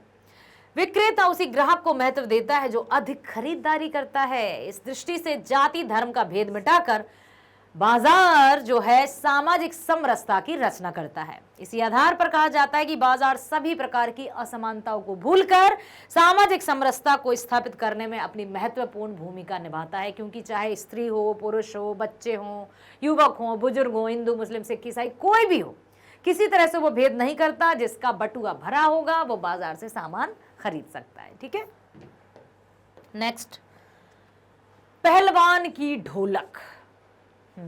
लुट्टन पहलवान याद है आपको? कहानी में प्रयुक्त कफन की क्या जरूरत है से क्या अभिप्राय है? लुट्टन पहलवान जो कि पहलवानी करके, और पहलवान भी ऐसा जिसकी ढोलक ही उसका गुरु थी। उसने किसी से विधिवत शिक्षा प्राप्त नहीं की थी, लेकिन वो इतना मशहूर हो गया कि वो कहता था होल इंडिया अपन को जानता है। होल इंडिया मतलब उसका जिला ही उसका इंडिया था। फणीश्वर नाथ रेणु की पहलवान की ढोलक कहानी में लेखक ने गांव की उस चिर परिचित अवस्था का भावपूर्ण चित्रण किया है जिसमें गांववासी अपनी भावनाओं से एक दूसरे की सहायता कर पाते हैं, क्योंकि वे आर्थिक रूप से इतने समर्थ नहीं होते कि किसी की आर्थिक सहायता कर सकें। जब महामारी के कारण घरों में एक दो लाशें लगातार निकलनी शुरू हो गई। महामारी ऐसी फैल गई कि चारों ओर हर दिन लाशें बिछने लगी। तो वे मानसिक एवं आर्थिक रूप से इतने टूट गए कि कफन तक के लिए प्रबंध करना भी उनके लिए मुश्किल होने लगा। उन्हें कफन का प्रबंध करने के लिए सोचना पड़ रहा था। यही कारण है कि गांव वाले अपने पड़ोसियों को बिना कफन के ही लाशों को पानी में बहा देने का सुझाव देने लगे, क्योंकि सभी की आर्थिक स्थिति अत्यंत दयनीय हो गई थी। इसलिए लिखा है यहाँ पर कि कफन की क्या जरूरत है। अब आर्थिक ऐसी इतनी कमजोर कि वो क्या करते बेचारे। अगला प्रश्न है गद्य खंड पर आधारित निम्नलिखित 3 प्रश्नों में से किन्हीं 2 के उत्तर देना है। फिर आंतरिक विकल्प दिया है, 3 दिए हैं, 2 करना है, 1 ऑप्शंस में। तो जो भी आपको बहुत अच्छे से उत्तर आएगा बेटा, उसी को आपको अच्छे से उत्तर लिख कर आना है, ठीक है। ऐसा नहीं है पहले लिख दिया, नहीं यार सही नहीं है कट कर दो, ऐसा मत करना। जब रीडिंग टाइम रहेगा उसी टाइम आप अच्छे से डिसाइड कर लेना कि कौन सा आंसर आपको लिखना है। क्लियर। जातिवाद भावना समता में बाधा उपस्थित करती है। डॉक्टर अंबेडकर के विचारों के संदर्भ में कथन का निहितार्थ स्पष्ट कीजिए। जाति प्रथा एवं श्रम विभाजन लिखा है डॉक्टर अंबेडकर ने। तो जातिवाद भावना समता में बाधा उपस्थित करती है। डॉक्टर अंबेडकर के अनुसार भावनात्मक समता का मतलब होता है एक रूपता, ठीक है। तभी प्रतिष्ठित हो पाएगी जब समान भौतिक स्थितियां और जीवन सुविधाएं उपलब्ध होंगी। जातिवाद के समाप्त होने पर यह संभव हो पाएगा। जातिवाद असमान व्यवहार को उचित ठहराता है। जातिवाद क्या कि ब्राह्मण है तो ये काम करेंगे, पूजा पाठ का काम ब्राह्मणों का है, क्षत्रियों का काम युद्ध आदि रक्षा करना है, वैश्यों का काम बिजनेस करना है, शूद्र बेचारे सेवक करेंगे, ठीक है। तो ये जो पिता का बिजनेस है या पिता का व्यवसाय, वही मजबूरन पुत्र को भी अपनाना पड़ेगा। ये जाति प्रथा का बड़ा अजीब सा था, ठीक है। तो जातिवाद असमान व्यवहार को उचित ठहराता है, जो सर्वथा अनुचित है। समाज को विकास और उत्थान के पथ पर तभी अग्रसर किया जा सकता है जब जातिवाद जैसी कुप्रथा से उसकी रक्षा हो सके। तभी हम अपने देश भारत को प्रगति की दिशा में गगन चूमते देख पाएंगे। अगला है काले मेघा पानी दे। संस्मरण के लेखक ने लोक प्रचलित विश्वासों को अंधविश्वास कहकर उनके निराकरण पर बल दिया है। इस कथन की विवेचना कीजिए। इंद्रसेना बन जाती थी, कहीं मेंढक मंडली कहते थे। हाँ याद आया, जी थी इसमें, ठीक है। अब लेखक ने इंद्र सेना के कार्यक्रम को अंधविश्वास का नाम दिया है। आम आदमी इंद्र सेना के काम को लोक प्रचलित विश्वास कहता है, परंतु लेखक इन्हें गलत बताता है। सूखा पड़ा है, पानी नहीं गिर रहा है, और ऐसे में इंद्र सेना क्या कहती थी, कीचड़ में लोटपोट होकर हर घर से पानी अपने ऊपर उड़लवाती थी। तो अब लेखक को यही लगा ना कि अंधविश्वास है, जहां पीने तक के पानी नहीं मिल रहा है वहां पर पानी फेंका जा रहा है। तो लेखक इन अंधविश्वासों को खत्म करने के लिए कहता है, क्योंकि इन्हें दूर करने से ही समाज का विकास होता है, ठीक है। अब आया है हजारी प्रसाद द्विवेदी जी ने श्रीश के संदर्भ में महात्मा गांधी का स्मरण क्यों किया है, सामने निरूपित कीजिए। अर्थात शिरीष के फूल और महात्मा गांधी की में समानता बताइए। शिरीष का फूल जो कई महीनों तक, मतलब वसंत ऋतु से प्रारंभ होता है और सावन भादो जुलाई अगस्त तक उसका फूल खिला ही रहता है। इस बीच में खतरनाक वाली गर्मी आती है जब सूरज आग के गोले बरसाता है और धरती जैसे आग दहक रही होती है। उस समय में लू चलती है, फिर भी शिरीष का फूल अच्छे से खड़ा रहता है, जबकि वो बहुत नाजुक होता है। फिर भी वो वातावरण से रस चूस कर अपने आप को खड़ा पाता है। महात्मा गांधी से भी तुलना की गई है इसकी। तो शिरीष के संदर्भ और गांधी जी की कुछ विशेषताओं में समानता देखने के कारण लेखक को गांधी जी की याद आ गई। शिरीष के समान ही गांधी जी में भी कठोरता के साथ साथ कोमलता का गुण विद्यमान था। शिरीष की भांति ही गांधी जी वायुमंडल से, अपने परिवेश से रस खींचकर कोमल और कठोर बन गए। जन सामान्य के साथ कोमलता का व्यवहार करने वाले गांधी जी कभी कभी देश और समाज के हित में अत्यधिक कठोर भी बन जाते थे। तो शिरीष जो कि हर एक मौसम को सहन करता था, लेकिन उसका फूल इतना नाजुक कि उसका वजन पक्षी यदि बैठ जाए तो झड़ जाता था। सिर्फ भंवरा रहता है ना, उसी को झेल पाता था वो। तो महात्मा गांधी भी जहां जैसा माहौल उसके लिए वो कठोर भी बनते थे, और जहां लोग जिस तरह के हैं उनके लिए बहुत कोमल भी थे। समय के अनुरूप परिस्थितियों के अनुसार निर्णय लेते हुए गांधी जी को भी स्वतंत्रता आंदोलन को सही ढंग से आगे बढ़ाने के लिए अपने व्यवहार में कोमलता और कठोरता दोनों को अपनाना पड़ता था। गांधी जी स्वतंत्रता आंदोलन के दौरान होने वाली हिंसा, खून खराबा, अग्निदाह आदि हिंसात्मक गतिविधियों के बीच अहिंसक होते हुए भी शिरीष के समान अटल और स्थिर बने रहते थे। इसलिए शिरीष का फूल और गांधी जी की समानता दिखाई गई है। आशा करती हूं बहुत ध्यानपूर्वक आपने देखा है बेटा और सुन लिया है, और परीक्षा हेतु अब आप मेंटली प्रिपेयर्ड हैं। Yes, are you? यस बोलिए। यस मैडम, हम बहुत अच्छे से अब परीक्षा देंगे, किसी तरह की चिंता नहीं करना है। क्यों? क्योंकि हम है ना आप सबके लिए। कक्षा 7वीं से 12वीं तक की online school education 100% free provide करते हैं। साथ ही साथ सभी प्रकार की प्रतियोगी परीक्षाएं जैसे NTSC, Olympiad, IIT, JEE, NEET, UPSC, bank, insurance, सभी प्रकार की प्रतियोगी परीक्षाओं के वीडियोस भी प्रोवाइड किए जाते हैं 100% फ्री। और एक बात ध्यान से सुनिए, डिस्क्रिप्शन बॉक्स में जाइए, लिंक दी गई है जहां पर बुक्स और ई बुक्स अवेलेबल हैं, जिनमें प्रीवियस ईयर क्वेश्चंस पेपर्स रहेंगे, सैंपल पेपर्स रहेंगे, एमसीक्यूज रहेंगे, जो आपके कॉम्पिटिटिव एग्जाम को क्रैक करने में आपकी पूर्ण रूप से हेल्प करेंगी। तो डियर स्टूडेंट्स, बने रहिए हमारे साथ, मिलते हैं नेक्स्ट वीडियो में। स्वस्थ रहिए, खुश रहिए, आगे बढ़िए। Bye bye, thank you so much.